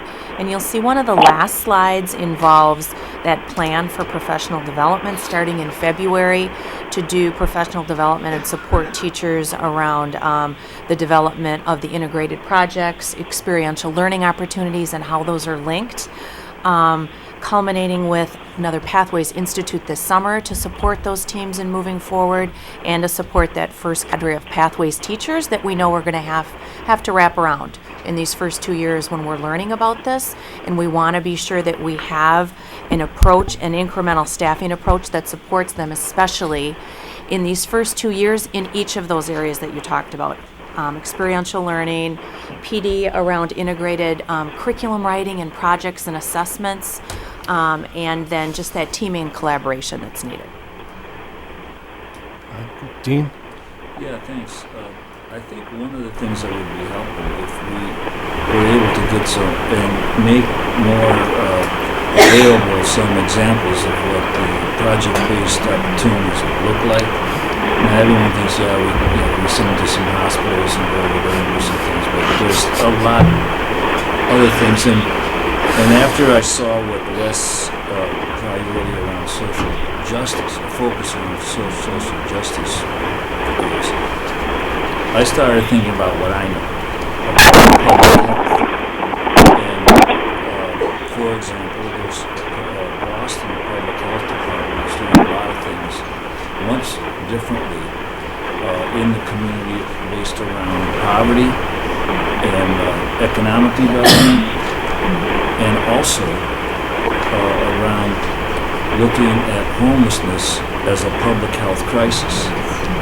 And if you begin to look at issues like homelessness as a public health crisis, you start thinking of different options and solutions that are different than just a more affordable housing development. So that in mind, and also I'm very familiar with the work of a group called ABC for Health. They're an advocacy group that works for developing an equitable healthcare system, which we don't have in this country. So classes around that issue, or perhaps people interning at a public advocacy nonprofit. Some people might not like that because it's a lobbyist. I like that. People have to learn. People should learn about how screwed up our healthcare system is, and have opportunities to try to suggest how to change it. Right. Even with the ACA, there's millions of people that have no access to health care. People that are homeless is actually homelessness, if we carry it out and think about it as a public health crisis, it is oftentimes a fatal condition. Now, if you're looking at social justice issues, there's two big areas right there, simply in the fact that our healthcare system in general around this whole country is a mess. And it doesn't offer opportunities for anyone, all of us, to have access to healthcare. And if you work with the group that I work with, my folks are dying because they don't have access to it. So what are examples?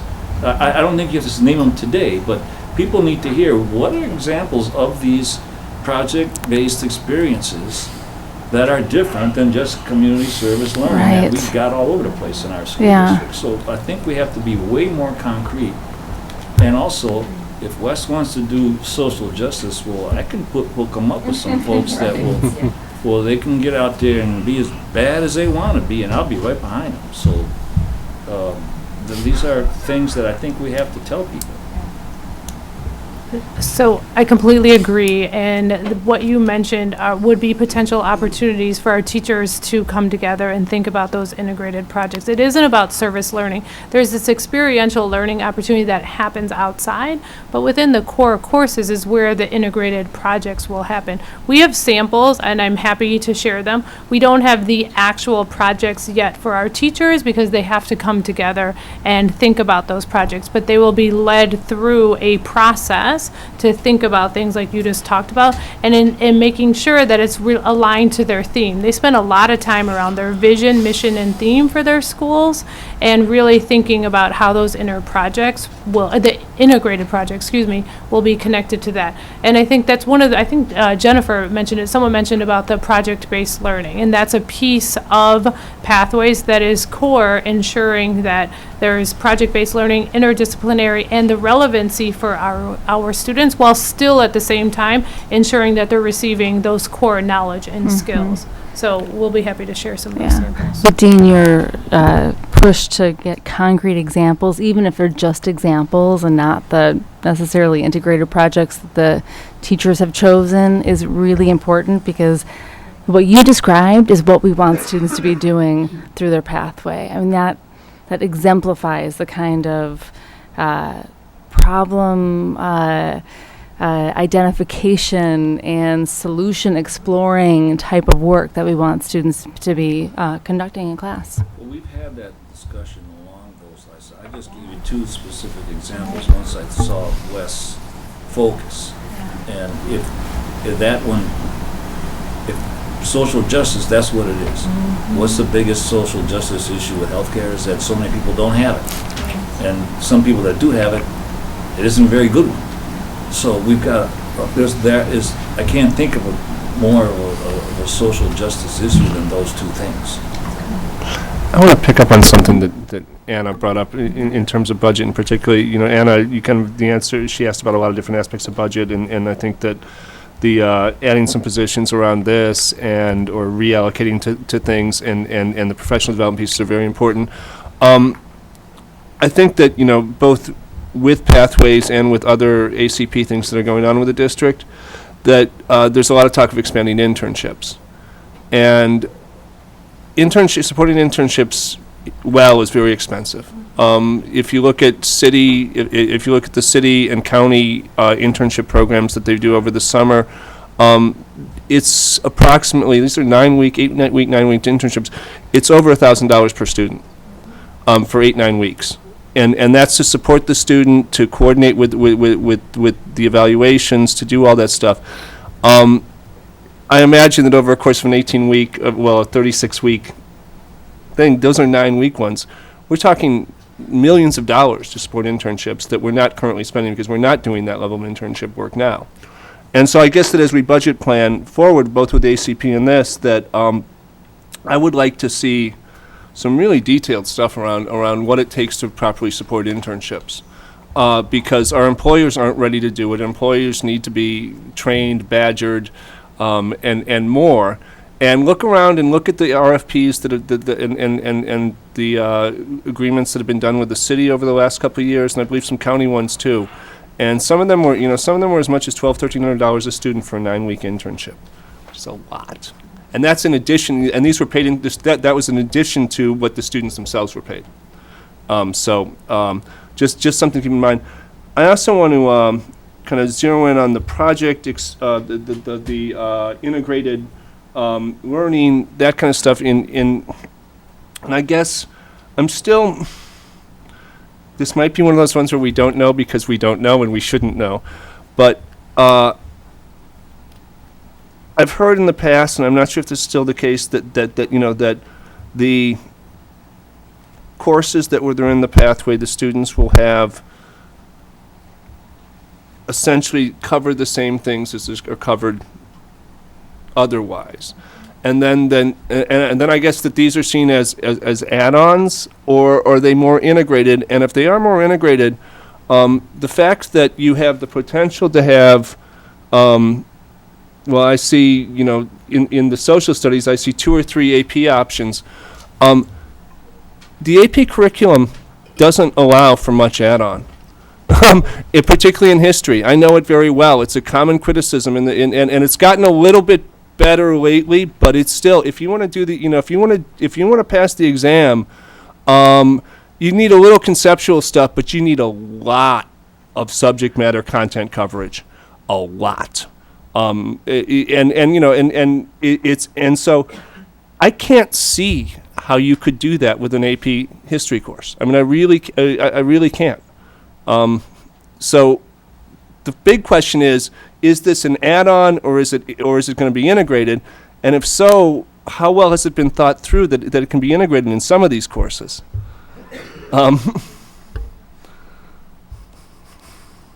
So I would say it is not an add-on, but it is new and different. So I think that is important to note.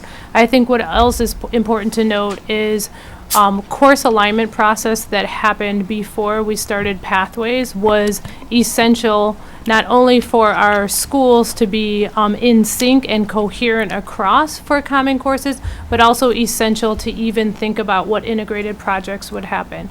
So this idea of each one of our core courses has what I would call a scope, or kind of outlines the standards, the knowledge and skills that are essential for students to know in that class, will be the same. Right? You still have to meet the expectations of the standards for every single course. What will potentially be different is how you apply those standards, how you learn how to develop those standards independently, and also maybe some of the texts that you may read, some of the work that you may do in that course to be able to master those standards. So that will be different. What won't be different is the expectation of children leaving those courses with that set of knowledge and skills. In terms of AP, we have been digging into that actually across the nation, not just for Pathways, but where AP courses start to create project-based learning, start to do more interconnectedness across other disciplines, and really think about real-world application, knowing that College Board has a pretty tight set of expectations, which are great and rigorous. And so we have been gathering, like to Dean's point around, we want to see some samples. We've been gathering some samples around integrated projects that are also supporting AP. Though in each school's program of study, schools were making decisions around what courses after 10th grade that they wanted to have part of the Pathways core to do integrated projects, and what courses either allow for more student choice, more elective options, or what courses will sit out of the pathway. And so some of those AP offerings will actually sit outside of the Okay, yeah, pathway so it's kinda versus hard to in tell the there, pathway, yeah. right? You can see that in each of them. Yeah, but we have been really looking at that for AP because our department chairs probably bring this up more than anybody, because our department chairs are usually the ones that teach AP courses, and they want to see that. Or can I do my integrated project after I get my students prepared for the test and kind of have an end of year project also? So we've been working with them and thinking about potential options, as well as gathering other districts' samples to use that when teachers come to training starting in February. So I think it's a good question. Yeah, you're next. I just kind of trying to flesh out and think about the integrated projects a little bit more. These would be collaborative among the staff, among the teachers, among the faculty, and cross course. Is that correct? They will be across the identified pathways teachers in that pathways kind of the green. Yep. So it'll be one English teacher, one science No, but I teacher. mean, is that there'll be a project that will be across courses. Yep. that will be across courses. It won't be this is the Pathways project for English. It will be this is the Pathways project that we're doing work on in English. We're doing work on in social studies. We're doing work on in biology. That kind of. I mean, that's the idea. Yes, it is a project across disciplines. You may be doing different work in your courses, like you may be doing some research in this class and something else, but it's about an interdisciplinary project, not multiple projects for each course. Okay.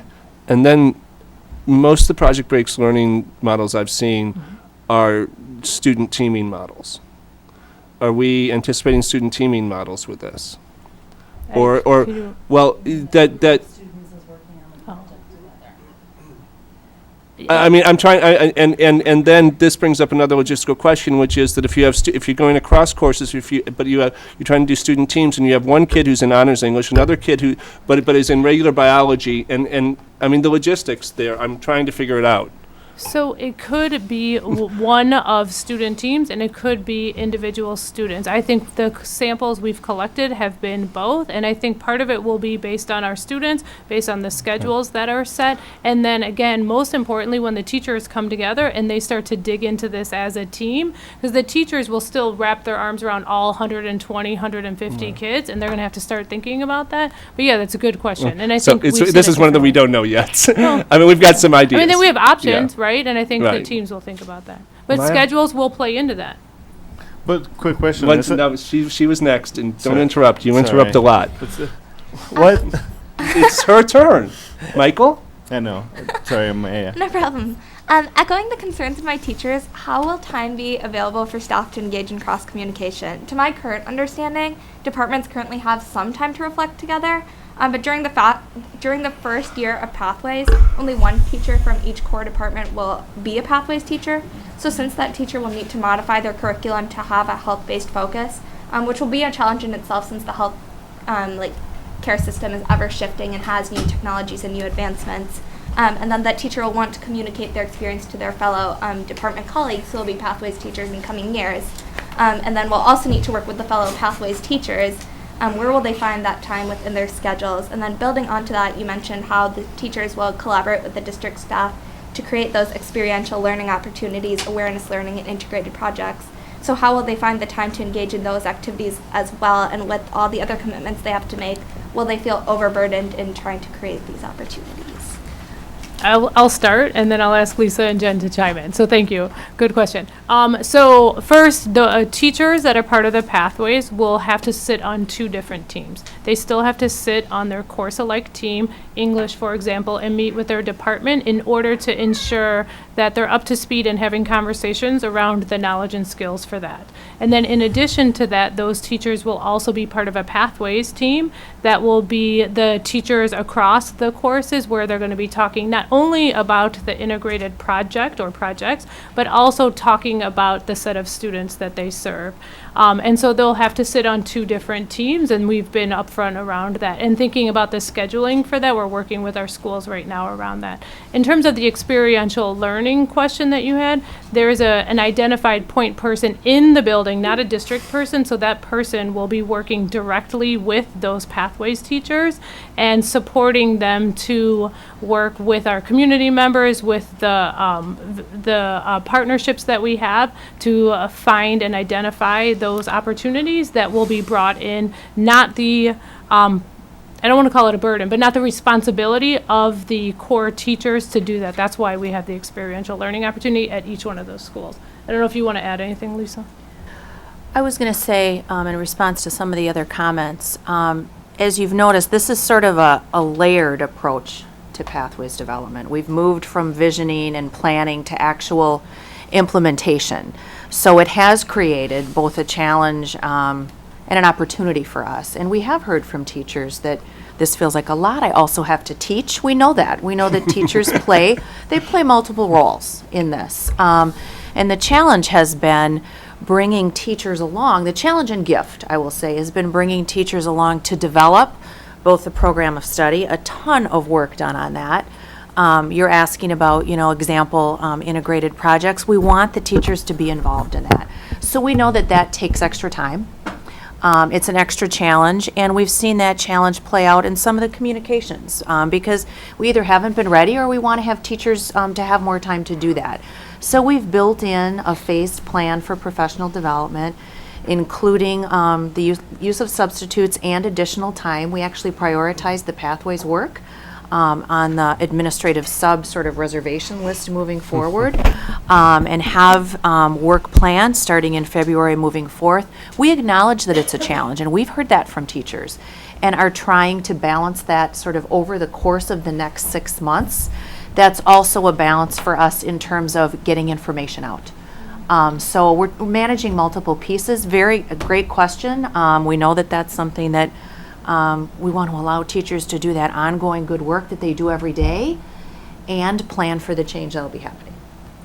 Okay, Michael. So I wanted to touch on a point that you two were addressing about an AP biology student versus a basic biology student, and when they have to interact, and how you bring them together. So I think I find value in bringing those two communities together, because oftentimes, somebody from one end might be condescending because of their AP versus working together and having different perspectives and coming from a different level. So I think we need to evaluate those interactions carefully. So I actually don't be too quick to separate the two, because in real life we have to work together with people of all levels, and be able to manage and, interact well. Dean, and we probably should move on to the next agenda item fairly soon, so if go ahead. I didn't want to single out West's theme of social justice because it's also in East, and it's also in LaFollette and Memorial in a different way. There's no way of looking at health and wellness in a community except by looking at it through a social justice lens. So all 4 of them have that essentially social justice lens that they're trying to look at in healthcare. They've all picked that theme, and I really want to see how that plays out in these opportunities to work in the community and project base, and how that's going to look like, and even some of the classes that they're taking. Can we wrap it up? I think we should probably wrap this up, yes. Yeah, Thank you. I just want to thank the board, too. Yeah, I just want to say thank you to Alex and Abstentia and Lisa and Cindy and the team. you'll be back in March, and we'll be talking before then. We sure will. And we'll keep you updated along the way. At the expo, Alex did text me, just so you know, there are over 300 parents at the expo as we speak. He sent me a picture. It looks like they're well underway over there, which I tweeted during the meeting, so forgive me. I had to get it out there. And yeah, we're really excited that there are so many families there to find out more and see if this is a viable option for their child. So more to come on that. Thanks, team. And we'll be back at a formal board meeting in March. Okay, and we have the next item on the agenda is also something that's attracted a lot of interest. It's kind of funny. We also have police in the schools on an agenda tonight, and that's like the least the least controversial, which is kind of new for us. And also Karen Kepler, our assistant super. What is your official title? Assistant Superintendent for Operations. This is welcome, a long-term principal in our district, and this is your first board committee, I believe, that you've been before, So thank you. discussing the work on middle school start times. Yeah, and late start time for sure. Okay. Later start, Yes. an agenda, Yes, yes. later start. We could have slept in. Yeah. And Mike Berry joining. Thank you. And hopefully I'll be able to wrap this up sooner than the amount that I prepared for. So just with the agenda. So what we wanted to do today is provide you an update on our progress on our first phase of our work, studying the later start times. Is it possible for middle school? So that was our charge this first start of the school year. So you received the board memo. So I will do a brief overview on that and then open it up for questions or clarifications or some additional information that you may need from me and our team as we begin the second phase of our work. So the first phase of our work, we did some additional external research, looked at that on school districts that have developed and planned for later start times in their school district. We developed and administered a survey within our school district, and we began to identify viable options and operational constraints. So as you know, from June, the external research supports middle school late start time for adolescent learners, so a later start time for that. Definitely there's lots of research that supports that. We also know that many districts have managed to shift to a later start time. They do identify athletics or after-school activities and transportation as one of their major constraints, but doable, so addressed. So for us, we wanted to lead the charge on whether or not our community was ready for later start time. That's important before we dive into the deep work, because it is pretty complex within our district to look at that. So we wanted to make sure the community was ready. So as you read, and you will find out in about 2 weeks with a more full report on our survey, that our community is pretty ready for it and accepting with that, with a few little things that we need to work out. So that feels good. We had nearly 10,000 people weigh in on the survey. And a few preliminary findings, and again, you'll receive the findings report fully in about 2 weeks. But a couple of things I wanted to make sure that the board and our community understands is that we had at least over 75% of our parents, our staff, and our students believe that a later start time would be positive or neutral impact on their morning routines. Similarly, 80% of our parents felt that it was a positive or neutral impact on their afternoon activities as well. And then the one conflict that did emerge for later start time for the end of the day was after school activities given as the reason for that. Mary has a quick Yeah, question. a clarifying question Mhm. just on those statistics, since Okay. I'm curious as to why you included a neutral impact with the positive. Why did you group those together? Well, for that, it was just more of, it wasn't sure this or that, if it was a negative impact on it, so we thought that that was positive in a sense, so that they didn't weigh in on whether it was positive or negative. Thought it was important.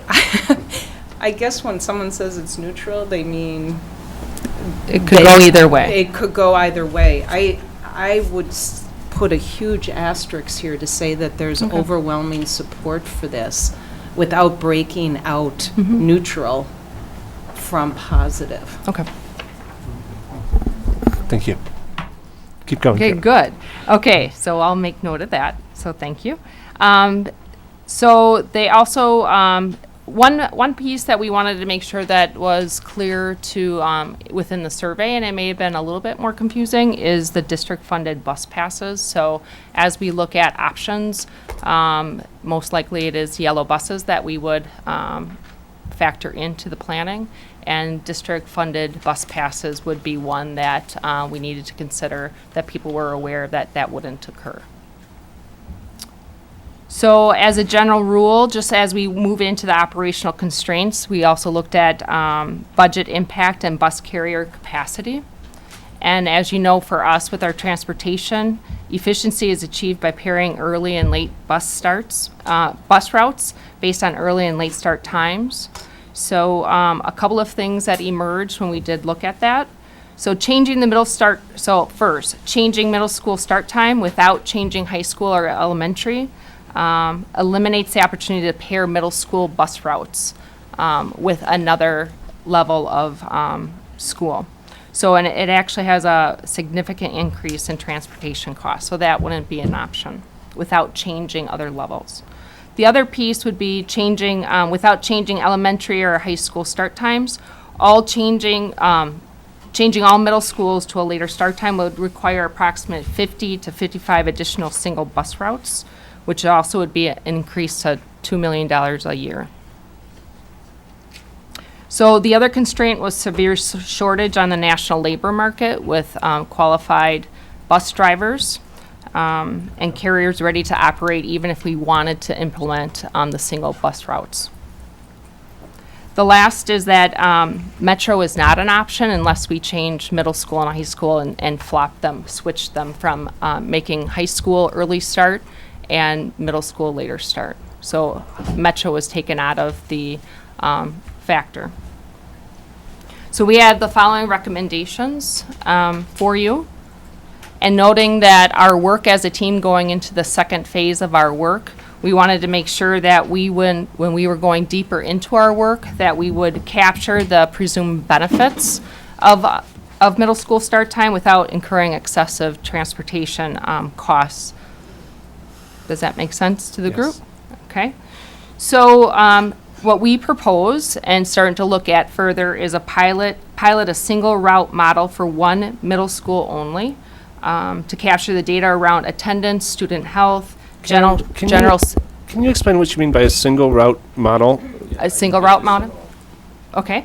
So with that one, what I wanted to make sure is that the team thought that we could get started on planning what it would look like for a single, for one school, to study that one school and how work that it would take to change middle school start times and bring it to scale. So does that? I guess, but when you say single route, I mean, most of our middle schools are served now by multiple routes on Metro Bus. So it would be one school and all the students, I mean, would be on a yellow bus for the pilot. Is that correct? Correct. Right. I guess that's what the phrase single route kind of, I mean, I can't see one route taking Oh. No. 500 students or whatever, yeah. No, Okay. this pilot, so, that's right. The long ride. That would be fun, wouldn't it? Oh, geez. They'd have 3 o'clock start time is what it would be.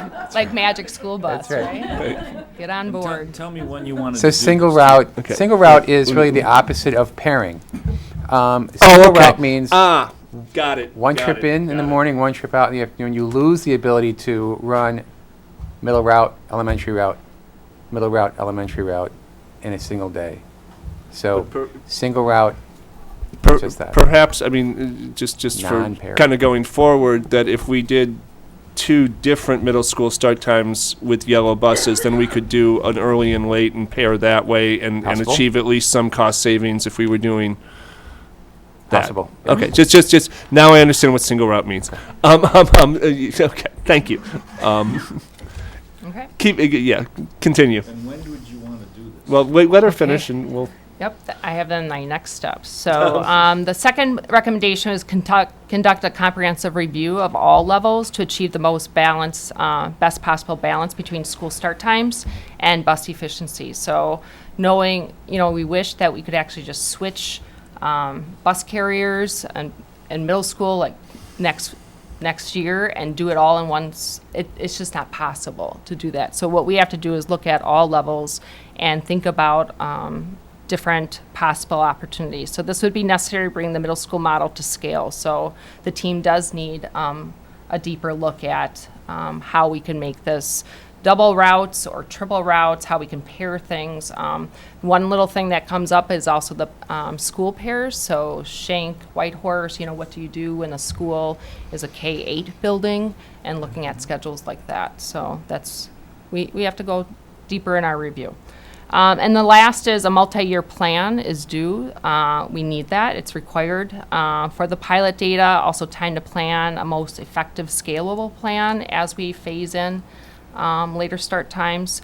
And also it includes the capacity of the bus company. Can they do the work that we're asking them to do? Along with budget planning to be real with how much it's going to cost. Okay. Our next step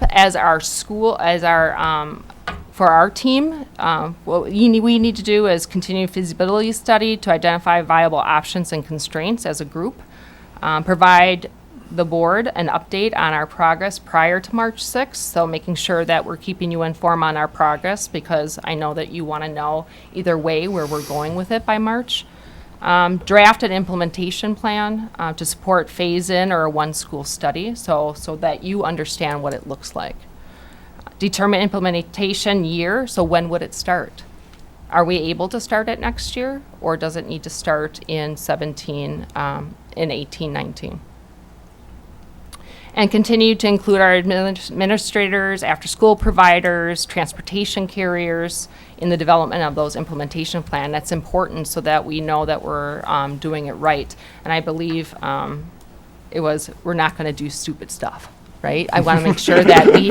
She wrote that down. That was a great quote of the night, right? Don't do stupid stuff. So I'll make sure that we really dig deep into it and think about all the options, because we're talking about a lot of people that are changing schedules, and we want to make sure that we're including those things. And then also, one thing that was brought up is to make sure that the survey results are online so parents can view that, because we had such a great participation rate from our parents and our community. So we want to make sure that we have that. So now I open it up for some questions or clarifications you may have. Okay. Amaya? Can you explain the metric of student health? Yeah, so the metric for that, so one piece that was pointed out in the research is that the impact on student health, so sleep health. So they talk a lot about the study of sleep health and the impact on it, so why are we doing this? The research does talk about the purpose of later start time, so we want to make sure that, does it have a big impact? If we're going to make this big change, will it make an impact for our adolescent learners? Definitely. So I totally understand that, and I'm definitely in agreement with it. Mhm. I'm just concerned about how that would be collected. Right, so that's part of our team. So we'll mark that down, and we'll make sure that you have that implementation plan. I know. How do you study that, right? There's a lot of research that's out there that talks about the benefits of later start times and the impact on adolescent learners. So we're going to study it as a school district as well. I think that that we do need to discuss what the evaluation will look like of the pilot and what the purpose of the pilot is. And I think that with anything where we're probably doing a 1-year pilot at 1 or 2 schools, and we spoke privately that I think that doing 2 schools in case one of them something goes weird, we have 2 going on. That the expectations for kind of definitive data isn't going to be, we shouldn't have those. Right. But I think we can have some indicative things, and I think in the long term we can get things that we can be part of something that's more indicative. Maybe we can get some grant money to study this, which would be great to offset it. Got just 2 or 3 things here, and then Mary's up next. One is, and I don't know if you've asked for this, Mike or Karen, but I would like to know what the finances of providing middle school service looks like to Metro. How many bus passes are purchased? what are their costs for their routes to service that? Part of me thinks that if Metro is, I have a feeling that this is actually one of the closer to break-even services Metro provides, because they've got full buses. And that maybe there's a little leverage there if they think we're serious about that. So just if we could get the finances from Metro, and it's got to be public, because it's a public entity. How many middle school buses, and I don't know whether we track the ones that are purchased through the schools, do we? Or not the low-income ones, but, at registration day, I wrote Madison Metro a check for $180 for my son's pass. We have access to that. Yeah, so if we can have that for the next update kind of thing. I think that when we talked privately about this also, we can dig a little bit more in the issues and concerns around the low-income bus passes, and maybe that'll be in the data when we get the full report, but maybe there's, some short answer questions there that we can do it. And then I guess my third point was kind of actually my first, which is that I think we need to be very clear about the purpose of this pilot. In some sense, it's about student and school health and academic achievement, but my understanding is also that part of the reason for the pilot is for the logistics and to do a dry run for our staff, and to be just kind of define what kind of pilot we're doing. And so those are my weighing in on. Mary's turn. You have to be honest, I'm just incredibly skeptical that this is worth our time. I appreciate all the time that's gone into looking at this, but if we are anywhere close to a price tag of $2 million a year, it would be one of the lowest priorities I would have. And we're talking $2 million just for middle school, right? And I wouldn't undergo a pilot until there was research that indicated first that this really does have an impact on student learning and student health, that it's strongly supported by the parents, particularly of the pilot schools, and not neutral, strongly supported, that you've found a way that it's almost cost neutral if brought to scale, or at least identify how much it is going to cost before doing the pilot, because the pilot's going to take a tremendous amount of time. It's going to disrupt the schedules of the staff, of the school, of the parents, of the students. And unless we're serious about this, I wouldn't do it. Because there's no then going back. Oh, we just thought we had tried for a year or two and now we're going back. I think we have to know how this looks in the long term, or at least a pretty good shot of it, and make that decision. Then the pilot plays a role of saying, yes, we've studied this issue, this is a direction we want to go in this district, we can handle it financially, and the pilot is part of a step towards that move. But if I'm making any wrong assumptions here, I've missed something, please correct me if I'm wrong. I think when you come back in March, it's going to be very interesting. And that will be in the middle of budget discussions, which is appropriate, which is absolutely appropriate. Since we're dwindling down in numbers here, Dean, Anna, Ed, anything? All right, well, Jen. Yep. I just want to respond to what Mary is saying. I think once we get the final data on the survey, we'll have a better sense of how strongly it's supported by parents. I agree. Parents have to want this in order for us to move forward. Personally, I think the research is really clear on this. I don't want us to, I don't like the idea that the school district decides to challenge the very strong research base, right? The physicians of America who already say that this is good for kids. So I'll just put that out there. I think if we were to do a pilot, the purpose would be about getting logistics worked out before expanding, not trying to reprove something that's been proven very clearly already. But I think this issue of cost is going to be a big deal for the board. I mean, if it does indeed cost $2 million or whatever, and the price tag ends up being, when you think of all the things that we want to do as a school district, is this the thing that's, the most important, or does it rise to the top of the list? And we wondered if this was worthy of the board's time tonight, given that we're not that far along.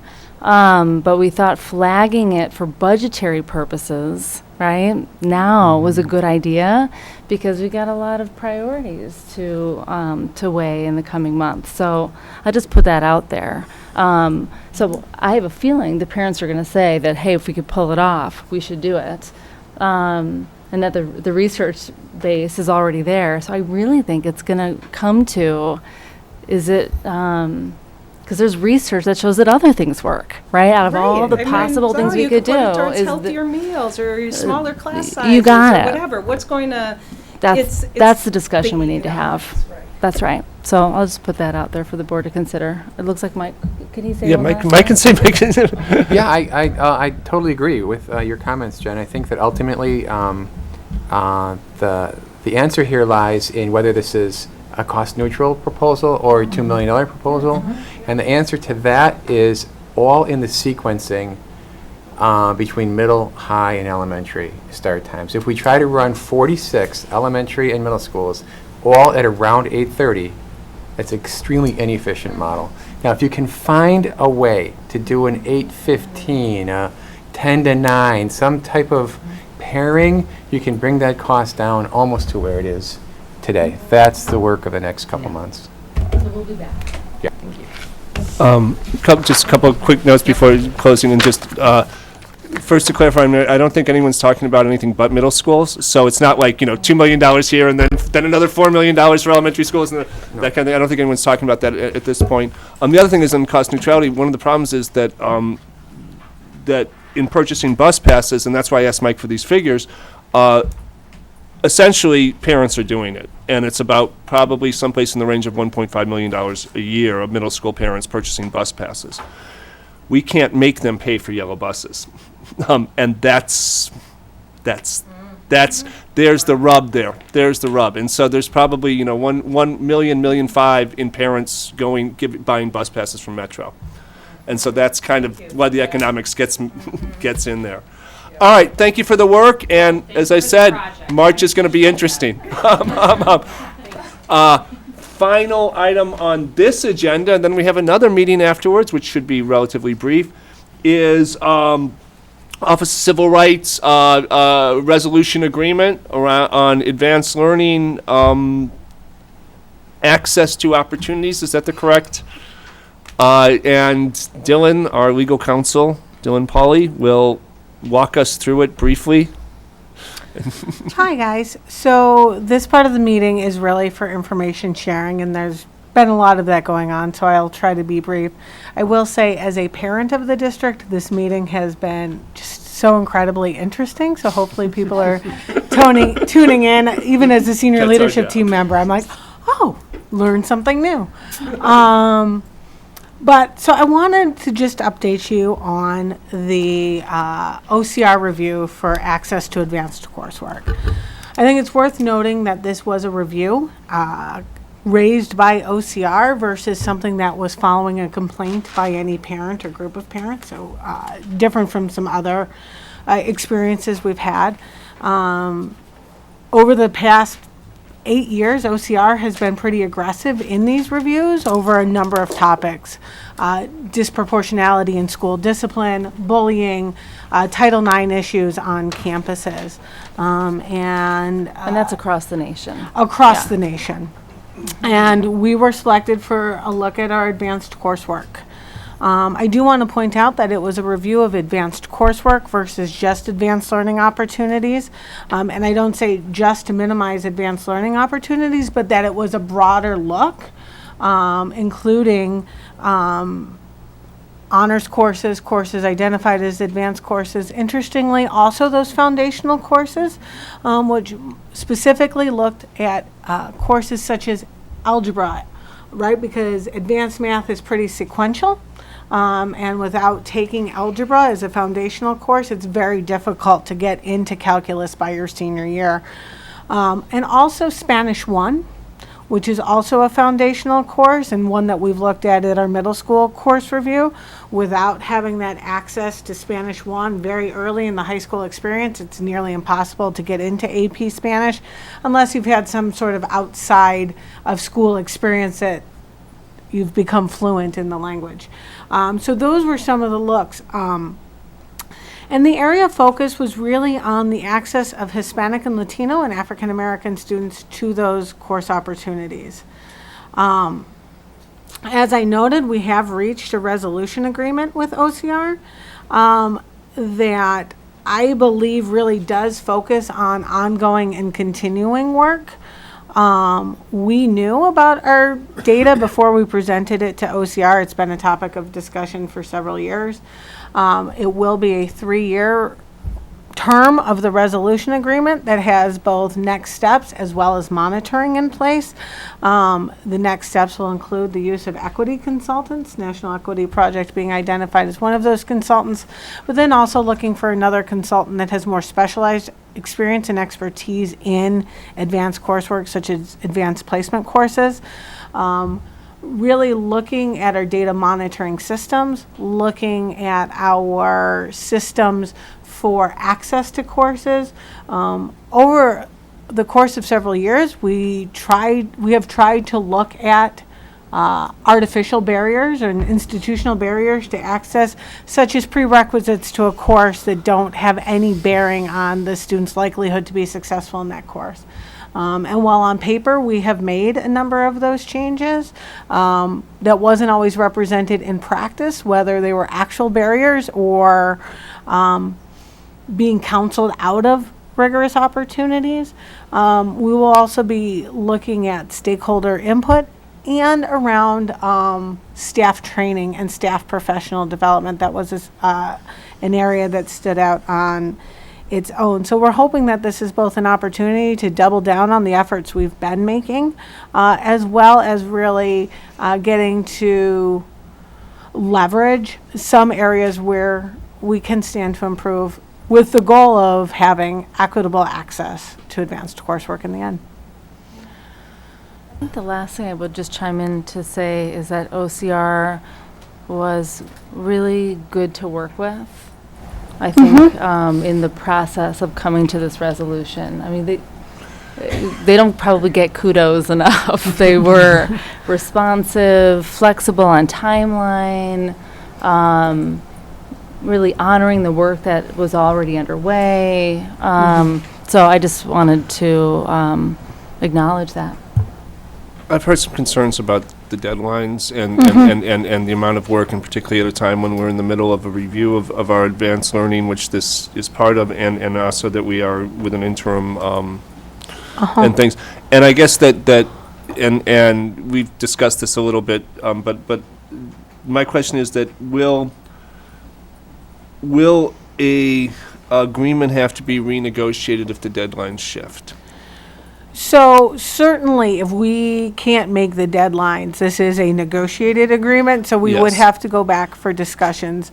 I have found, and this is anecdotal personal experience, that they have been very reasonable with respect to timelines. I will say a change in our advanced learning office was kind of an unpredicted last minute hitch in our get along. But that we still believe the timelines that are in there. I wouldn't recommend agreeing to an agreement that we haven't deeply looked at those timelines and feel that those are workable, viable timelines. Okay. And so the thought is we're entering an agreement that we're set up for success for.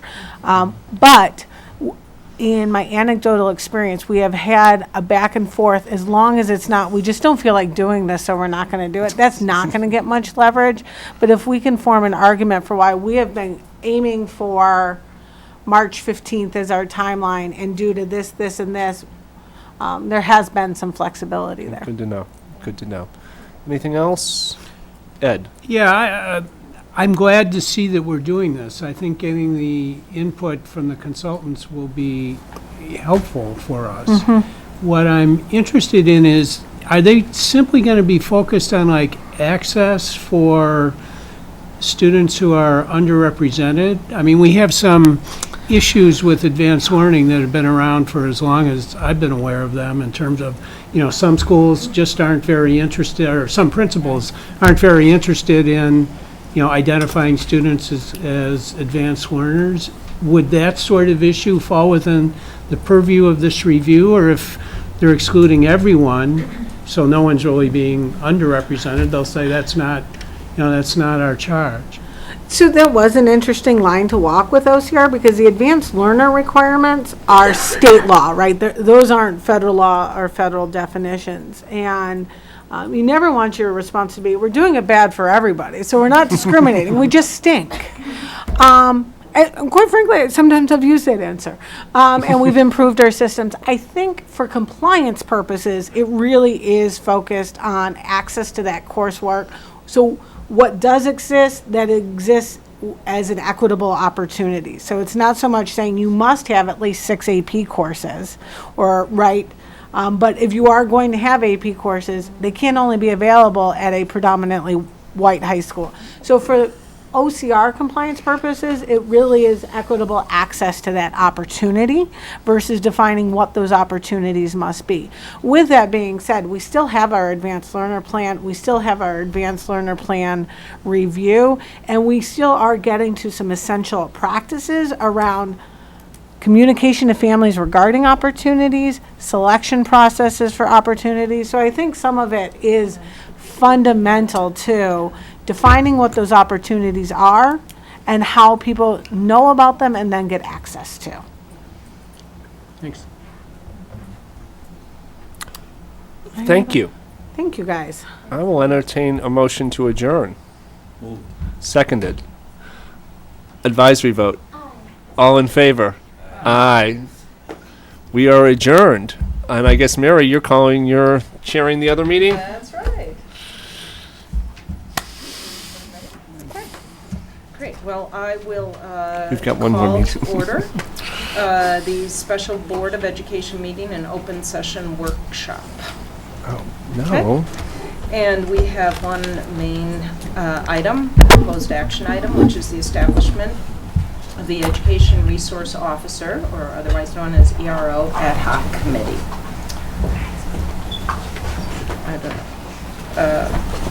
Everyone got the handout or the documents that show the charge to the task force. There's 6 bullet points under that. Membership in the ad hoc committee shall consist of 8 to 10 members, with Anna Moffett designated as chair, 2 other Board of Education members selected by the president of the board, and 5 to 9 school district and community members selected via an open application by the chair in consultation with other members of the board and the superintendent. The timeline is January for appointment of the members, with the first meeting being in February, and a report to the board in May of 2018. But there is certainly opportunity for reporting, sharing of information, consultation at times in between. So are there questions? I have a question about, and is Dylan still here? And maybe, no, Dylan's not so. I don't know if it's Dylan, I don't know if it's the superintendent question. But one of the things that, from the language there, the first bullet point includes the word data. And data traditionally we use to mean quantitative work, but can be wider. And I think that, in some sense, our current practices need to be before this group. And I would consider things like the reports from our EROs that were done via an open records request recently, things like that, as something that, to understand what the EROs are actually doing in our schools, I think needs to be before them. And so would we have to change the language of this in order to have that? And is my question. I would think no. I think it's up to the ad hoc committee chair to determine what data that's available should be reviewed by the committee. And I know the intention of the word data included both qualitative type information reports as well as quantitative. So I think I'm fine. I just didn't want to, Yeah. 3 months down the line, No. say, well, this is in the scope, and somebody say, no, it's not. Yeah. So, I think that's fully within the scope. Dean, did you have a comment? Yeah, the open application process, had some discussion about that, but has that been finalized as to what exactly it is? Sure. Well, when we were talking about it, the discussion came up that we have a lot of groups that are appointed by people, and we felt like this might be an opportunity for us to do an open letter and put it out there for people who are interested in being part of the group, rather than individual board members or other outside individuals selecting people. We just wanted it to be more inclusive and more participatory. So there is a letter that's been drafted, but it's just it's a draft. I put something together. We can certainly talk more about it. I think the idea was just to open it up more to the public versus having us designate people. That has to happen pretty quick, doesn't it? When's Yes, the it does. meeting? Which is why we have the vote. This is why we're doing it tonight. We needed to make the committee to sort of move past all the preliminary planning. So there is a letter drafted. It would have to go out, be approved, but I think the first step was to have this vote. Who's it go to? Rachel's here, and Michelle's here. I mean, I think that's, you know. Yeah, I mean, I would imagine it could go Yeah. out in all of our newsletters, to, you know, the slew of advisory groups that we have. I'm sure we can spread it far and wide. And we have, as a reminder, that guiding coalition on school discipline, which includes multiple members who I think would want to apply if given the opportunity, because of their specific roles in the community. So, yeah, I think we'll send it out through all the usual vehicles for communication. Who picks? Anna, in consultation with the board and the And me. superintendent. Shouldn't that be a board decision? I mean, you can make a recommendation to the board, but it seems to me the board should have a say on it. I don't imagine it'd be controversial, but it just seems to me that it should be a board decision. Just say, yeah. Right. You can screen them and bring them to us and we'll see. What is the, Yeah, well, I mean, it says an open application and consultation, but you're saying we'd want to have a vote? What committees do we select currently? I don't think we select any. I don't think there is another situation where it's an individual board member who's picking people. I looked at some precedent, and there were some committees appointed by the board where there was a vote by the board, and there were other where the chairperson was selected and it was never approved by the board. And my initial thought was along the lines of Ed, that this will need to be, the appointees need to be appointed by the board.